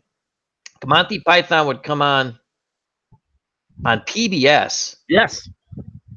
And it was at the news. And they never watched the late news on a Saturday, my parents, right? They'd go to, like, my dad was probably at the track with his buddies, and my mom didn't like Monty Python. She was tired. She was going to get up early to cook Sunday dinner, and she'd go to bed. And my brother and I, we'd sit and watch Monty Python. And there'd be boobies on every once in a while. And there were boobies every once in a while on Monty Python, to which Al would have to go alone time for a bit. But yeah, Monty Python was funny. Never forget my mother stumbling upon Benny Hill. Benny Hill was the best. I bet he was funny. I'll tell you, Benny Hill stuff on YouTube, and it's not just chasing around the bimbos. I mean, that's pretty funny too. I mean, Benny was legitimately funny. Yeah, he. You know what's funny? Popular in every part of the world except England. If you watch his biography, like in England, it's 50-50. People didn't really care for, and he's loved around the world. I mean, when he's heyday, and Benny Hill, again, I've told this story. He got us out of watching Lawrence Welk, which, oh my God. Oh, anything to get you out of watch it, Again, Lawrence Welker, Hee Haw. Yeah, I'd rather watch Hee Haw, but it was mostly. Did you want the Hemlock or the Drano? Yeah, I'd rather. Again, didn't want to watch either, but Lawrence Welk. So Lawrence Welk is the 1 and the 2 and the 3, and he'd watch. It was an hour of them singing, and they were very talented. And I heard he was a taskmaster, a bastard to work for. I mean, that show was on forever. And so now Benny Hill comes out. My grandmother, my grandfather, God rest their souls, would come over for Saturday. My father would go pick them up for Saturday dinner, right? Oh, okay, yeah. My grandfather loved comedy. And we stumble across Benny Hill by accident when we're, because they go, change the channel to watch Lawrence Welk. I'm like, I'm just going to click over this channel real quick. Maybe they'll just pretend it's not on. And as I was pretending not to find it, my father yelling at me, we stumble across Benny Hill just in time to watch him slap the old guy in the back of the head. And and he's going, how he'd hit the old guy in the back of the head? Yeah. And my grandfather breaks out laughing. My dad breaks off laughing. And I'm like, okay. And I put it in there. And my dad's like, get that off. Put it back on, whatever that is, right? And we watch Benny Hill every Saturday as a family. Your grandmother watched it because that stuff was just. It was funny. They all liked it. They liked it. My family has a good sense of humor, but it was fun. Yeah, they had I remember Channel 30, which we could watch an hour of Benny Hill, which was awesome because it would come on Channel 30 first and then Channel 20. Now, grant you, it was the same episode. We didn't care as kids. We were still laughing. Right. Which the second episode I'd have to go upstairs to watch because that's when they would watch the second, because Lawrence Welk was an hour, right, Ron? Uncle Ron? Oh, God, yes. Yeah, so they wanted to watch the second half but I could get out of it because it's tough to explain to people, Ron. You had to actually sit and watch Lawrence Welk with your family. At least I did. I'm sitting there going, oh, my God. Yep, same way. Yeah. Oh, yeah. And even if you were playing with your toys or something, you're like, I hate this shit. Oh, yeah. My ears are, and it's not because they couldn't sing. It just was so. And you know what? Because I like a lot of the older big band and Doris Day stuff now. I still can't stand that stuff. I do like the big band stuff. It's just I do, but as far as Lawrence Welk, no. Oh yeah, because I'm going to tell you right now, those people were like hostages on that show. If they were not having fun, you know what I'm talking about. They were like, and Lawrence Welk would give them that look like, I will kill you. Yes, a very good evening to you. And tonight it's a 1 and a 2, and it's brought to you by Specialty. Yeah, and if you do not sing properly, we will put you against the wall. That's right. We bring you back to Poland. And the 1 and the 2, fire. But yeah, the Major Hochstetter. I don't understand. Oh yeah, Benny Hill they had that faux pas that in England every once in a while they showed a little nudity on the show. Not a lot, every once in a while they allowed it, or somehow there was a shower scene when the shower thing came down, and I remember my friends going, did you see boobies? I saw boobies. Did you see boobies? And the Channel 30 had to apologize, right? And it was funny because they got swarmed with. It actually made the paper, like the little local part in the TV where they had to apologize because boys like me saw boobies and we're like, yeah. But it was funny. So you put on Channel 20, which was the same show, right? Yeah. Somehow they must have got someone in there because there's no one really. for probably those independent stations, they had probably a Saturday night, a token crew, probably the janitor. Well, those things were what they would the days before satellite. They would bicycle the tapes, which would be that if let's talk about Match Game when that one's syndicated. Yeah, Match Game. So those would originally be shown this first run in New York, and then it will be Albany, Hartford, or whatever, because the closest. But if you were stuck in Dubuque, you'd be watching things 6 weeks later than what would be because the tapes had to be recycled. And so that was the same thing with the Benage. Ken Castor says about Lawrence Welk, I believe he goes, they were medicated. Oh, they sure were. The people on that show. That show was just, some things look. I mean, you look back now at Hee Haw and go, that was funny. Yeah, I get it now. I mean, the Lawrence Welk show looks like a hostage tape. I'm telling you, there was nothing. Soul there Train was no smiling. Soul Train was just as cheesy as you thought as a kid. I love Soul Train. Soul Train. Don Cornelius came on right after Fat Albert. Hey, it's Fat Albert. The scene from Coming to America when the American family's on the couch after they put the Jerry curl stuff on. Yep. And the back of the couch is all sticky. That's what I was thinking. Don Cornelius, yeah. Don Cornelius definitely had the Jerry curl going. Oh my God. Yeah. Great. I used that again, just stuff. We're going down nostalgia lane. It all started with Tim Conway passing away and Doris Day, sadly. The quick for finish my Benny Hill story. So Channel 20. Now I'm excited. I'm going to my room to watch this by myself for a lot of reasons, right? So that part comes up. Channel 20 with the girl is just as disappointing, right? Channel 20, right? Yep. That part's right about to come up. They literally cut it and then went to a commercial. So somehow they knew, right, that they literally went to commercial when that part's come up. Like, you fucking dirty bastards, son of a. And I was all mad. But yeah, so. But the other thing, TV was it was fun. I mean, TV was much more of a way of life back then. I just don't see it the same way because there's so many. There's just too many options now. Yeah, I think YouTube's more of a way of life than TV. Yeah, well, obviously that's what we do. But no, seriously, there's just too many options now. Amish Elvis said, I had to sneak watching Soul Train. I was not allowed to see. Oh, Soul Train was freaking awesome. Now I remember what I was going to say. Saturdays, wrestling, Bandstand, Soul Train. Yeah. It was just fun to watch. Soul Train, you got to see. Bandstand, there are a couple of crossovers. People who go on Bandstand and people who go on. Like Casey and the Sunshine Band was actually on Bandstand and Soul Train. Michael Jackson would go on both, or the Jackson. At that time, they were probably still a Jackson 5 then. But there were a few crowds, but you got to see a bunch of different groups you wouldn't see. And they always had like a guest singer on Soul Train. It's interesting because Soul Train taped in New York and Bandstand taped in Los Angeles. Well, I'm not saying at the same time. I said right. No, but so if you watched them both, it would, that would be because we lived on the East Coast, close to New York. I want to say Bandstand came on after because if I'm watching, at least for us, it was 12:30 here. It was the last thing on the network. See, I used to watch after Fat Albert on the Saturdays. Soul Train I watch on Saturdays. Right. Early afternoon. And Bandstand, maybe that came out at 1, maybe. I don't know.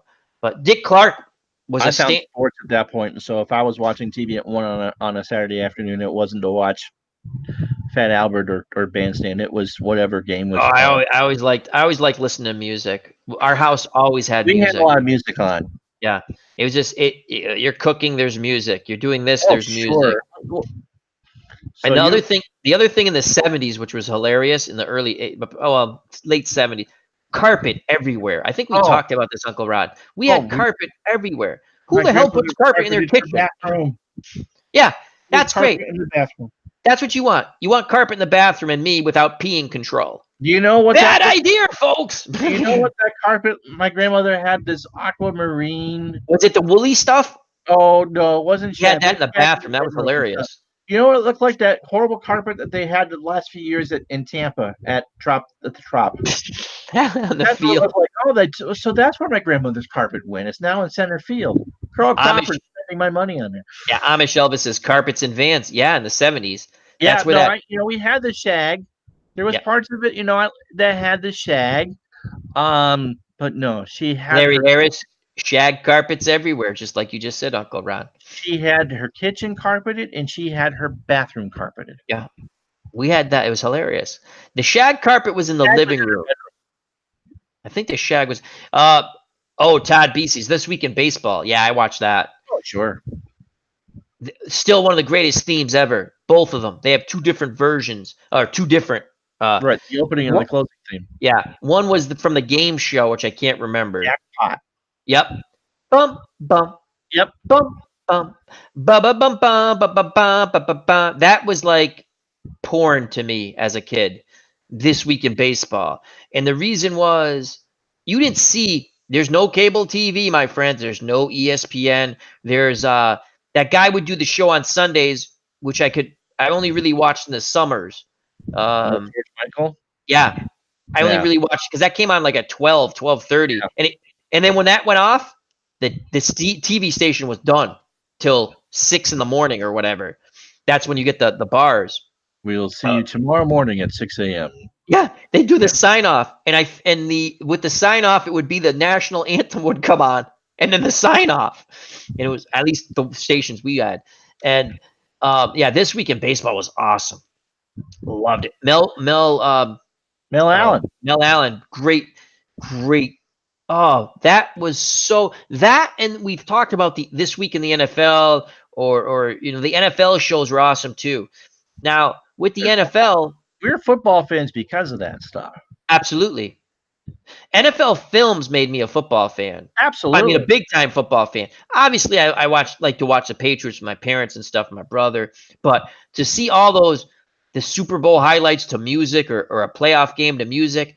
And the other thing they used to do, and I would look forward to it every year, your local team, you get to see before the season started, the year in review. Basically an NFL Films thing on a year in review, usually sponsored by some local like for the Patriots, a Massachusetts company would sponsor it, and NFL Films would do it. And that was always fun just to relive that stuff. This Week in Baseball, NFL Film, or This Week in the NFL, Game of the Week. And then we talked about Uncle Ron. Alcoa's fantastic finishes. Love that stuff. Mm-hmm. That was when they went to the 2-minute warning of a game. Warning. And I think I gotta look that up because I already forgot. You had said someone put those all together. An hour compilation of them up there. I haven't watched, but yeah, it was Harry Callis's voice, and great voice. Joe Theismann sat at his own 20-yard line with 2:15 to go. We'll show you how he beat the Cowboys after this. Yeah, Larry Harris says, I love This Week in the NFL. I still watch them on YouTube. I do too. I watch This Week in Baseball. Yep. RF says, Wide World of Sports. Oh, Acapulco cliff diving, our standard joke. Cliff diving. With Keith Jackson. Wide World of Sports. You got to see a lot of cool stuff. I mean, some of it was hokey as hell. Yeah, the lumberjack contest was kind of fun to watch. Barrel jumping. I like barrel jumping. Yeah, I enjoyed that. The motorcycle races on ice with spikes. That was wow. I mean, that was my first exposure to Formula One racing, Monaco. Yeah. The other thing, you always paid attention. They did demolition derbies. Remember the demolition derbies? Which that was like for a kid wrestling in cars. They were like Joey Chitwood show too, right? Which was like the Daredevil stuff. Was that on Wide World? Oh, yeah. But the Evel Knievel, he had the most appearances on Wide World of Sport. Never jumping ever again, Frank. Yep. When they showed the replay, because I don't think it was live, but they showed on Wide World of Sports when he in England when he jumped the buses. Yes. Holy crap! And crashed because that's what he always did. Yeah, but he actually made it over. Then he crashed. Right. And the Snake Canyon thing. That was a closed circuit. Yes, That's how people much loved Evel Knievel. I was just going to mention that. That was not. They showed it later on Wide World of Sports a couple of weeks later, a month later, or whatever. And that was a close. People paid to go see Evel Knievel jump Snake, whatever, Snake Canyon or whatever the Snake hell it was River called. Canyon in a rocket, and a makeshift homemade rocket. That they made. His guys made it. Yeah. Never jumping again, Frank. This is my retirement. Yeah, I don't think so. You'll be back. Evel Knievel. Remember, he had an action doll, and you had the wind up. You put the motorcycle in this thing, and you wound it up, and it, When Dave Osborne died, I found some of the Super Dave stuff on YouTube. Oh, he did that on Showtime. That was fun. And that stuff was hilarious, and it brought back. I'm never doing this again, Frank. Yep. Yeah, because he used to spoof the whole Evel Knievel thing. Yeah. What was that on? That actually started on someone else's show on Showtime. It was show. I saw the first clip. It was like an Artie Finer special or something. Yeah, because that started on someone else's. There was a comedy show on Showtime. I can't remember the comedian. It was actually pretty good, but Super Dave Osborne was a character, and then he got his own. I'm pretty sure he got his own spin-off show for a bit. I think. Yeah. Did a lot of shots on Letterman too. Yeah. Todd B. My Evel Knievel stunt cycle jumped over 2 cats as a kid. That's awesome. Cats were not amused. Amish Elvis. Yeah, when Evel was on TV, the entire family stopped what they were doing to watch his. Yeah, Evel Knievel. It wasn't really a sport, as in the way that it's an event. Go on about. It was an event. I mean, it was athletic. You have to be an athlete to do. Great self-promoter. They also had on the Walendas that would walk the high wire act until the old grandfather got blown off in Puerto Rico. The Evel Knievel, I think he had more appearances than Muhammad Ali or vice versa. You know, they were probably 1 and 2. Yeah, I can't remember how it went, but and then they had the best. No one could top it. All 3 networks tried. The other 2 networks, tried. NBC and CBS with their Sports Saturday Spectacular. That was CBS and NBC. Sports World. Yeah. The thrill of victory, the agony of defeat. Bum, bum, bum, bum. Well, there's only so many hokey events to go around, and then most of them just turn into boxing shows anyway, which I'm sure you hated. I loved it because I knew Wide World of Sports was. I'm not. I've told you this before. In the late 70s, early 80s, there is sometimes, and I like going outside and playing whatever we play, pick up baseball, basketball, throw rocks at one another, lawn darts we'd throw at each other, whatever we could find. But I like going outside and play. But if I knew there's boxing on, right? And it would be like, it's going to start on CBS at 1. So I'd go out, play for a little while, and you wouldn't see me the rest of it because it'd be CBS at 1. And then usually ABC would have something. And then oh my God, I was in heaven if NBC had a night fight. I could watch boxing all night. And then the independent stations would start picking up boxing events because you have to fill stuff. So Channel 20 would have monthly cheap. Yeah, right. It was that and the wrestling were incredibly cheap to show. Yeah. Channel 20 in the summers had monthly cards. They would pick up, a promotion would be doing a fight. They were trying to sell their fight card. And they would pick up the feed, and you'd sit there and you'd watch. I got to watch Tommy Hearns, and I think that was an NBC night one, but I got to watch all these cool fights. I would just read about in magazines. I got to see these fighters, and then when we got cable, there was a station. Maybe you remember this, Uncle Ron. FNN Score, which in the daytime was a business. It's now It's now CNBC. You're right. Business NBC bought out everything and ruined effing cable TV, basically. So in the daytime, up until 6, it was business TV. The ticker would go across and blah, blah. And you sit there going, except on Saturdays, it was all sports. But at night, because they have to fill stuff up, they don't have enough money to show baseball. They don't have enough money to show any type of professional sport, but boxing. Because what they would do was they would buy the secondary feed.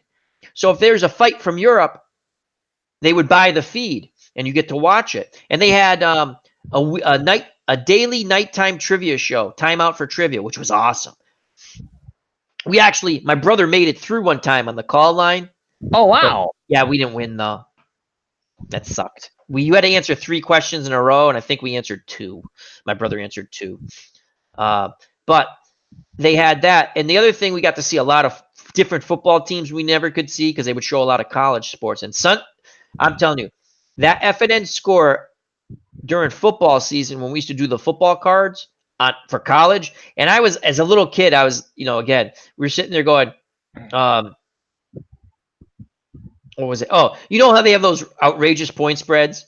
And my dad would look. Oklahoma minus 38 over Missouri. Yes. Yeah, and my dad would just look at me and go, there's a reason why. Yes. I'm like, but they just, and I'd figure out as a kid, I'd be like doing my gazintas, but if they just scored 10 points, he's like, they're not going to score anything. Yeah, North Texas is plus 45. You remember those? North Texas would be on the card. They'd be like, you have to give North Texas 4,000 points. 4,000. I'm going to win. And you're like, and then people are like, they're not. They're going to give unbelievable final score tonight from Austin as Texas beats North Texas 5,000-3. Exactly. Oh my God, Ron, that's hilarious. That's exactly what it was.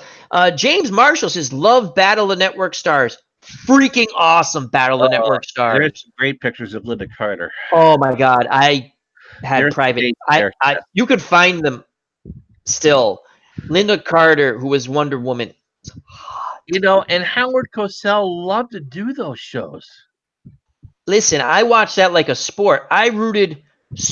Welcome Back, Kotter was on ABC, correct? Right. Okay. I'm going to that's awesome. So, James Marshall, thank you for joining us. He brought it up. RF brought it up. Battle of Network Stars. John Biner. Bud W. That's a show on Showtime. John Biner's show. He turned down the role of Monk. Wow. That would have been a different show. Yeah. I like. Yeah. That would have been weird with. Yeah, that's a. Thank you. Wow, we got the best chat, man. And they're all over the place in the Friends of the Community chat, so that's awesome. So Suzanne Summers bouncing around, great show, absolutely awesome. Battle of Network Stars. I have told this to Uncle Ron. He's like, Gabe Kaplan, who was Welcome Back, Kotter, was actually a pretty good athlete. Didn't look like it. Was a pretty good athlete. I guess he ran track in high school or college or something. He was actually really good.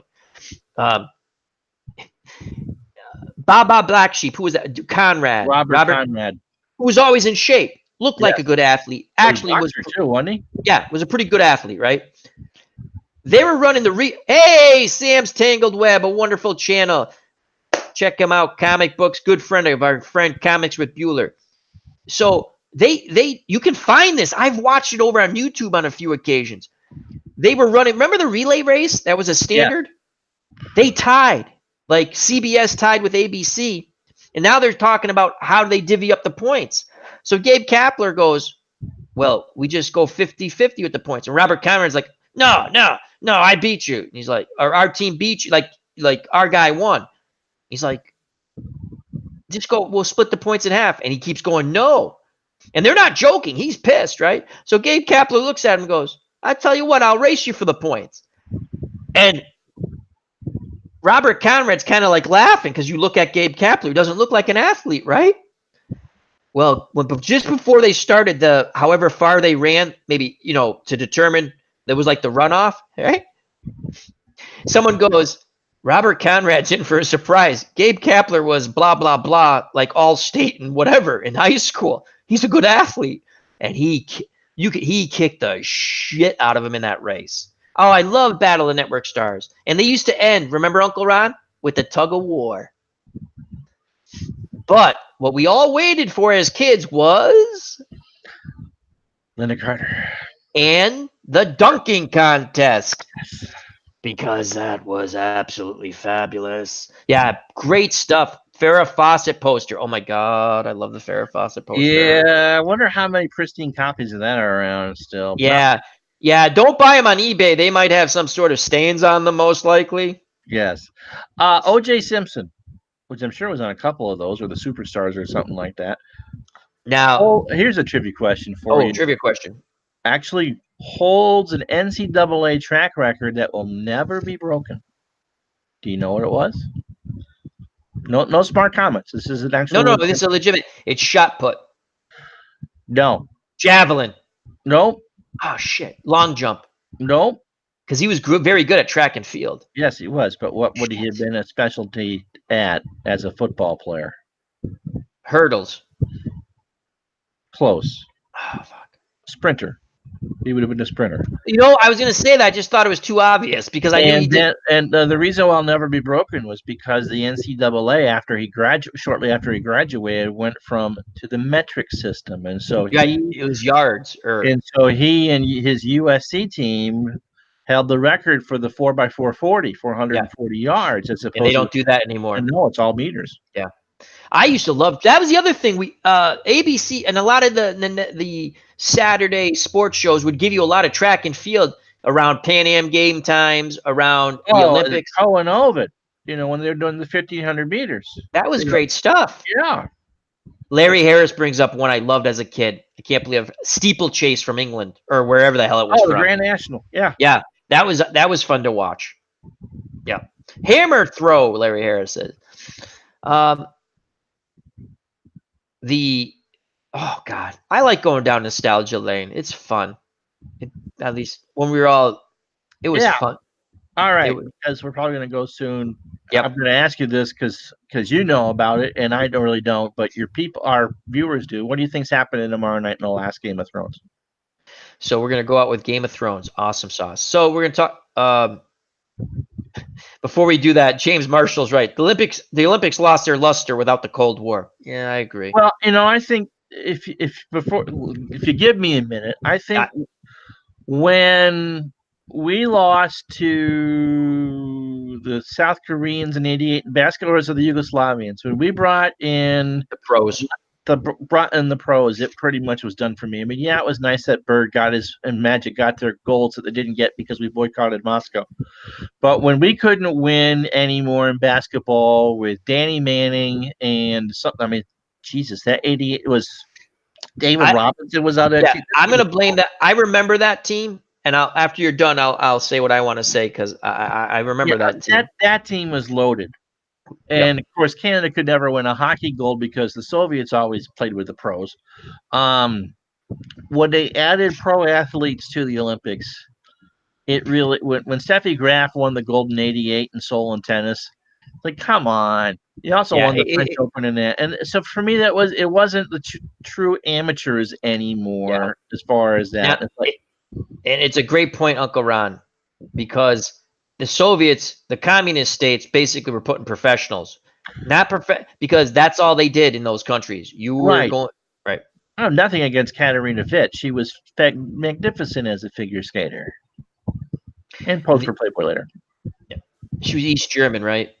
Yes. Yeah, I remember Katarina. The '88 team was horribly coached.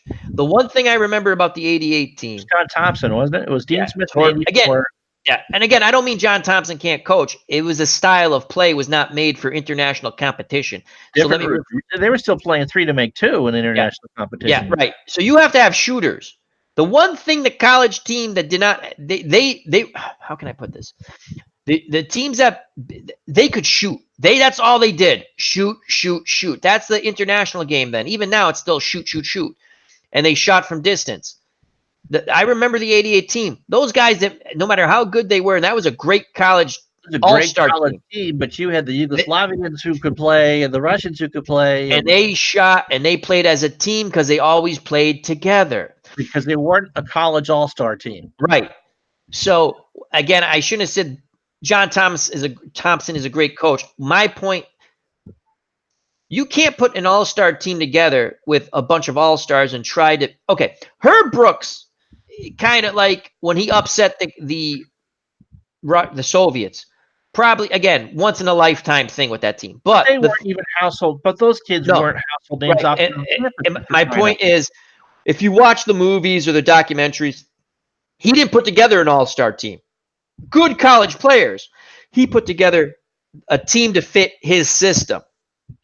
And because the U.S. basketball team basically steamrolled everybody all the time, except in '72, which they actually brought up at the Preakness for crushing sports moments, and we had to watch the ball go through Buckner's legs because they got to bring that up. They brought up the '72 Olympic game. which Sports Time Machine actually replayed doing Status Quo, which was really fun. It was really fun.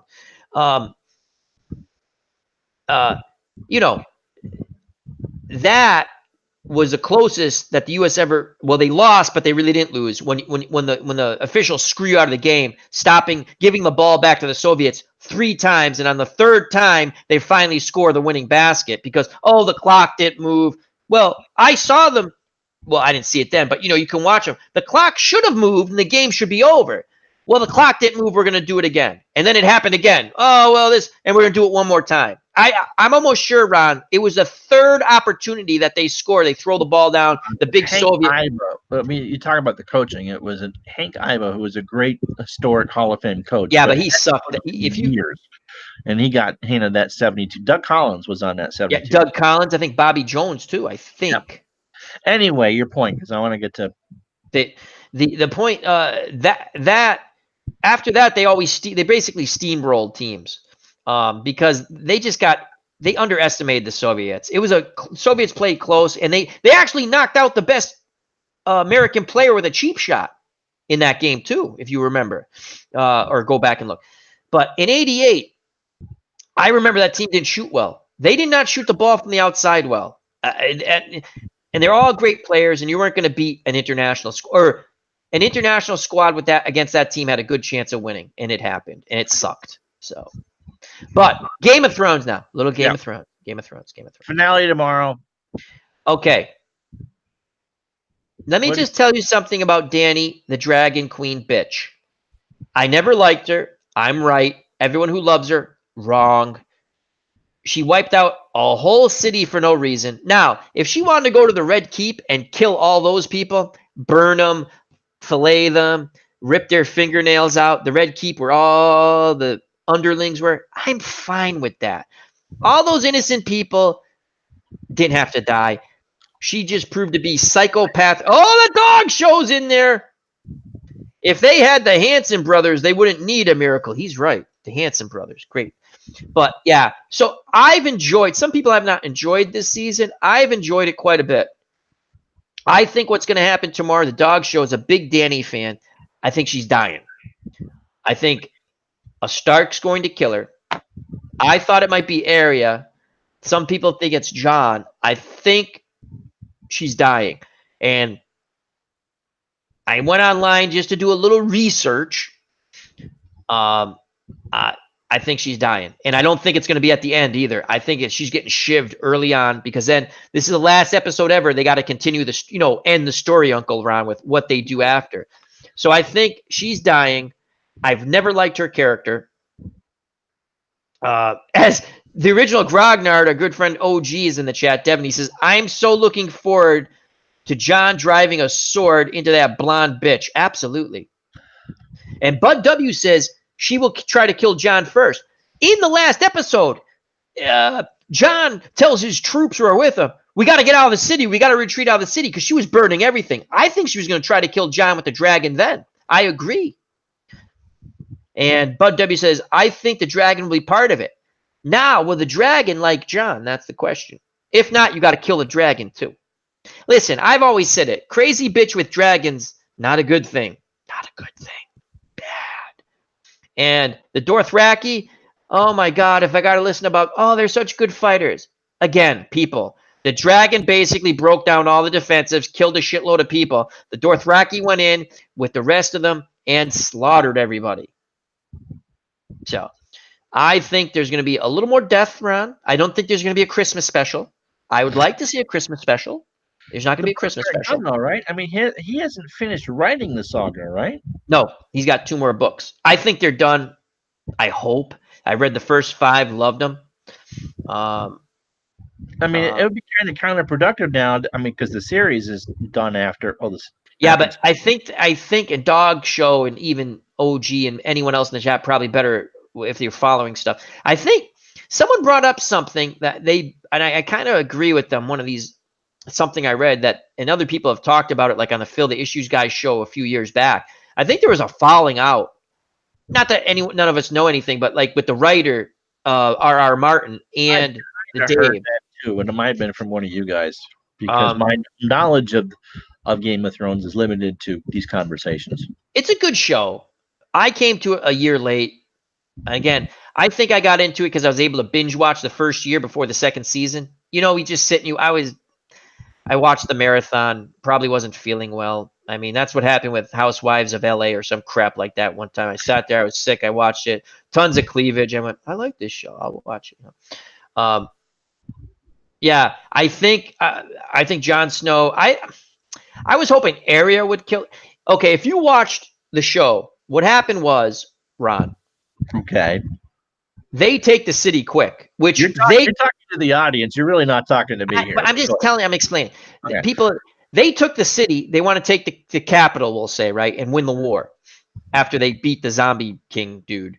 And so they go down there, and they did it right. The writers did it right, because there should be no way an army with one dragon should kick the shit out of these. Because they killed one dragon the prior episode because they got caught off guard because she was doing her Smurfette, la, la, la, la, riding her dragons, and they're frolicking in the air. No one paying attention that there are boats down there shooting, what the hell are those things called?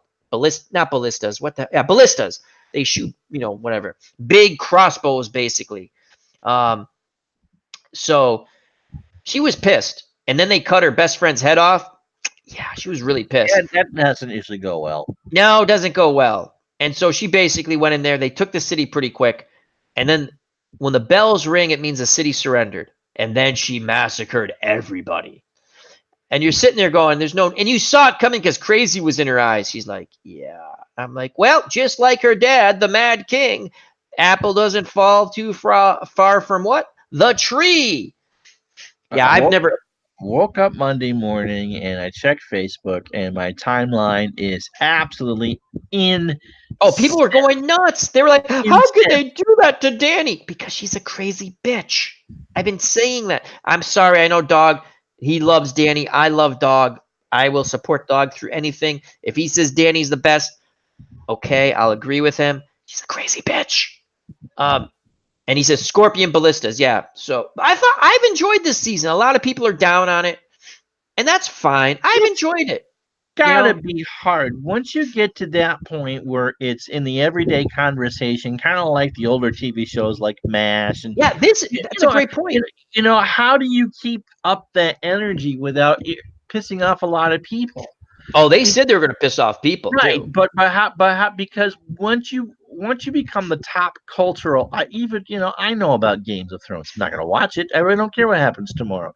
I think happens tomorrow. I think Jon Stark leaves his playbook at the airport in Indianapolis all over again, and the Knicks get screwed. What? Oh, not that. Was Stark. funny. That's funny. That's funny. I remember that. You think he might have bet the game? No, I'm just kidding. I hadn't thought of that. Yeah. But when it reaches that point where you can just kind of, when you're looking at CVS and there's a magazine about it. Yeah. It's iconic. It's right. You hit it out of the ballpark. You're saying it goes back to old time TV where you talked about stuff. Right. Whatever happens in that hour tomorrow night or tonight. HBO's had two programs like that now. The Sopranos. Right. And Game of Thrones.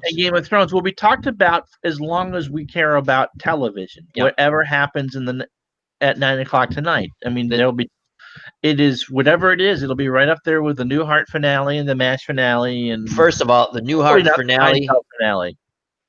Seinfeld's finale. Well, let me just go to the dog show. He says I hope he says I'm not upset.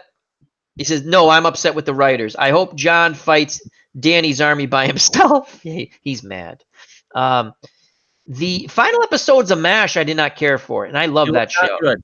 But MASH had overrun its point at that point. Yeah, but I think they went way too serious at the end. Yeah, that whole, we've talked about this, that whole keep the chicken quiet. Yes. And I don't care how – it wasn't a chicken. I don't care how old you were. If you could think, you knew that was a baby. And you're just sitting there going – oh, my God. But with Game of Thrones, the other great thing was the battle. I liked it. The battle between the Hound and his brother. Oh, that was so good. That was so good. You just, again, you have to watch. I can't explain it. There's just a hatred for both of them. The But older if you go brother. with the Sopranos thing, and even the finale to the original Dallas series when JR is haunted by the devil and turns a gun on himself. I mean, Yeah, that was the that whole is thing. stupid. The Sopranos was kind of an open-ended ending, and of The course now. Sopranos, one of the funniest things about that ending, everyone who was watching that in America, right? Mm-hmm. Watching it, not live, but Well, first first run. first Yeah, run. I say live. That's what I say. I know it's not live. right. Everyone thought their cable went out because it went to black. It went. Shh. My thought process has always been that someone shot Tony because you were seeing everything through his eye. And again, we'll never know. You were seeing everything through James Gandolfini's eyes, who played Tony Soprano. Right. So if you got shot, you go to black. Meaning, it goes to black. That was my thought process on that. Now, Game of Thrones, they have to finish. They have an hour, 20 minutes. So again, I agree with what I read. They're going to kill Danny off early in the show. And then they got to resolve how they're going to run things. There's a couple of things I read. I'm not going to mention them because if people don't. And again, it's stuff anyone can read. But it's got to be almost impossible to come up with. We go back to the Newhart finale, which I really think changed how finales were done forever. Because how can you top having that entire series be a dream? But that fit. That But was awesome. I've joked about this. I watch Walking Dead. I like The Walking Dead. That's probably the show I pick apart the most because I like it so much. In fact, I've talked about that the U.S. government actually has a zombie policy. Like, yes. If this happened, I have the paperwork. I knew I had it. I went down cellar. I looked. I haven't seen that thing. I printed that in 2016. So I've had that thing sitting in my cellar for 4 years, right? Because I said, I was reading it. It's very dry. Basically, it's a natural disaster. But they wanted to make it, they say, again, I'm not saying they're zombies. I'm just saying they made it to try to make it kind of fun for the military, I guess. What do you do during this situation? And it's more of a pandemic thing also. It's quite frightening. Anyone can print it up. It's been declassified. And they actually, the first time I saw this was on a 60 Minutes type show, and I thought it was a joke. And the guy's like, no, we have a contingency plan for everything. Now, whether they work, he didn't say this, but in my mind, like whether they work or not, but it's fair. Anyway, so do you want everything tied up tomorrow? Or do you want it left? It has to be. It has to be. So this is the way I think it ends. She gets killed early. They do whatever. And then I think there's a time jump, and it's someone telling the story how things went. I think. And that's just a bit of guess of mine. But to go back to the Newhart show, the second one, the one they did in Vermont, which was both Newhart shows were great. Both Newhart shows were great. To end that, and we've talked about this, to end as OG is not very happy with Game of Thrones. He didn't like the Clegane Bowl. I liked it. I've enjoyed this season. I get it if people don't like it. I've enjoyed it. To have the Newhart show, the one in Vermont, end with him getting hit with a golf ball, right? Yes. And next thing he wakes up to God rest her soul, she passed away. I'm pretty sure Susan Plachette passed away. For a while. He wakes up next to Susan Plachette, his original wife, in the bed, like they used to end or begin the show, right? That was freaking awesome. That was awesome. Too young for the original Newhart show. Hello, Mike. Why? And so we're all watching the finale because it was fun because there weren't any shows about Vermont, and there were a lot. There was, considering that could have been pretty much anywhere. There was a lot of Vermonters activities in the second Newhart show. I mean, it was funny. I watch that every week. We all know you can't swing a dead cat in Vermont without hitting a Larry, Daryl, and Daryl. Okay. You really can't, and it was not. Is that name really that popular there? No, but that type of personality. Gotcha. I understand.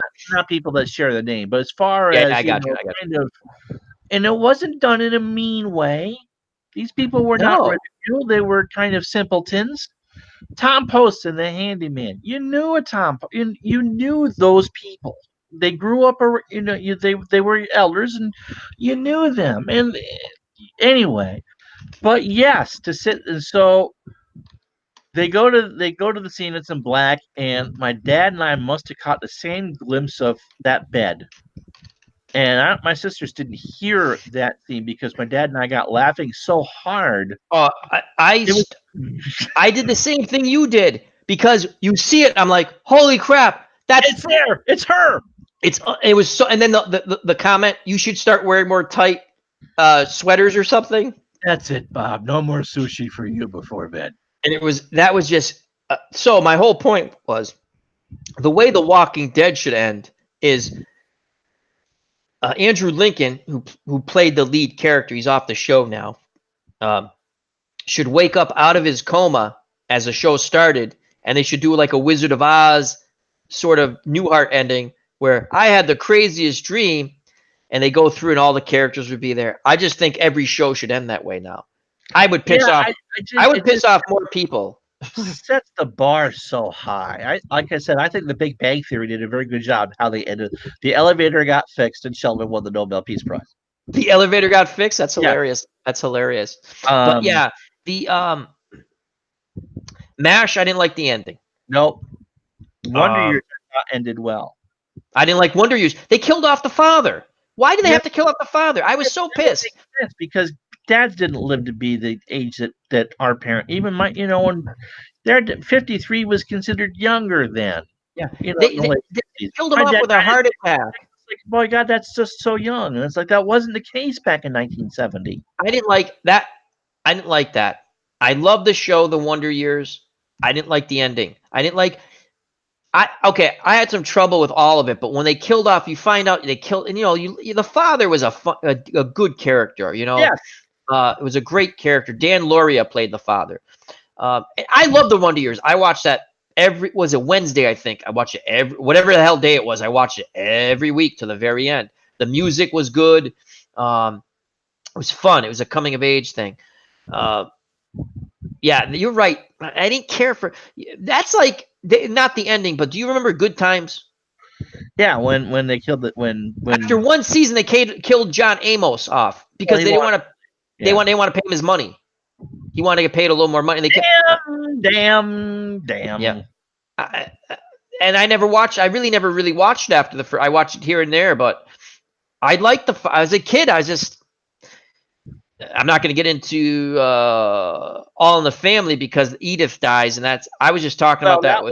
That was very sad. They blew that thing. Went on years after that was with Archie Bunker's place, right? Yeah, and so I hope for you guys who are fans of the show that it ends in a way that is kind of fitting with the show.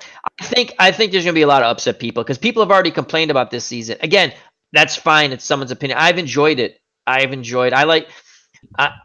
thought Cersei and Jamie dying. Jamie was always a dick, and I right there too. He wanted to be with his sister at the end, who they had an incestuous relationship. Everyone knows that on the show anyway. But and she's like, I want to live now. And it's a little too late, numbnuts. You should have, I think there's gonna be a lot. You think Twitter was bad last week? No, this was fair. You wait till tomorrow or today. It's actually today now. Yeah. So, well, we were all over the place.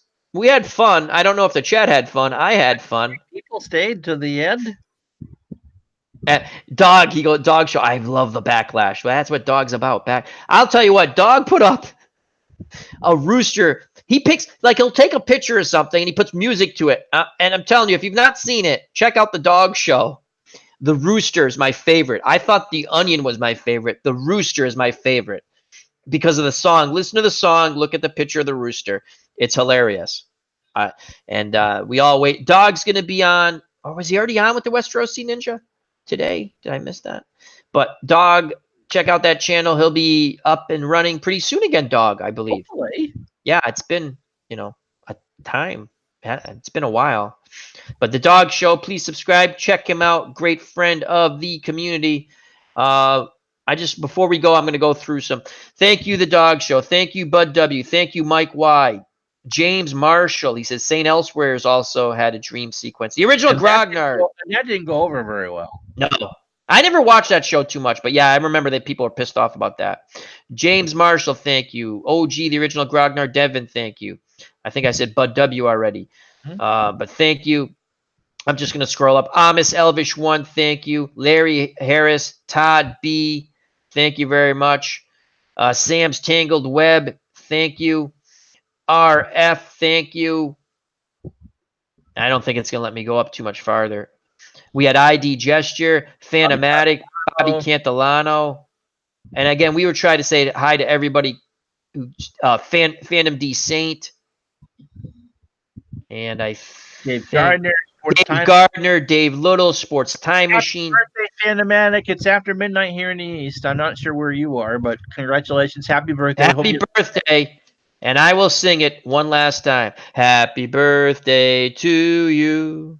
Happy birthday to you. Happy birthday, dear Phantomatic. Happy birthday to you.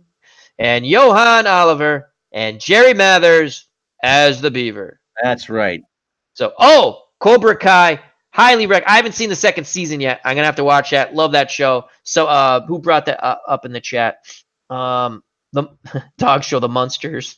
Mike Y. Yeah, I love Cobra Kai. So with that, Uncle Ron, what's coming up? And we're going to say our goodbyes after that. Let's see. Tomorrow we got that 70s tournament a little earlier on, so I got to watch Brooks Koepka destroy the rest of the PGA. So tomorrow is going to be the 75 Red Sox at the 70 Orioles, and then Monday night we're going to be having on Anthony from Bleacher Bums Gaming to talk about his creation, Glory Days Boxing. Glory Days Boxing, absolutely awesome card and dice board game. Guess what I was doing while I was listening to Wrestling Chat? That's a glory. I never can get these things in focus. Glory Days Boxing. Awesome.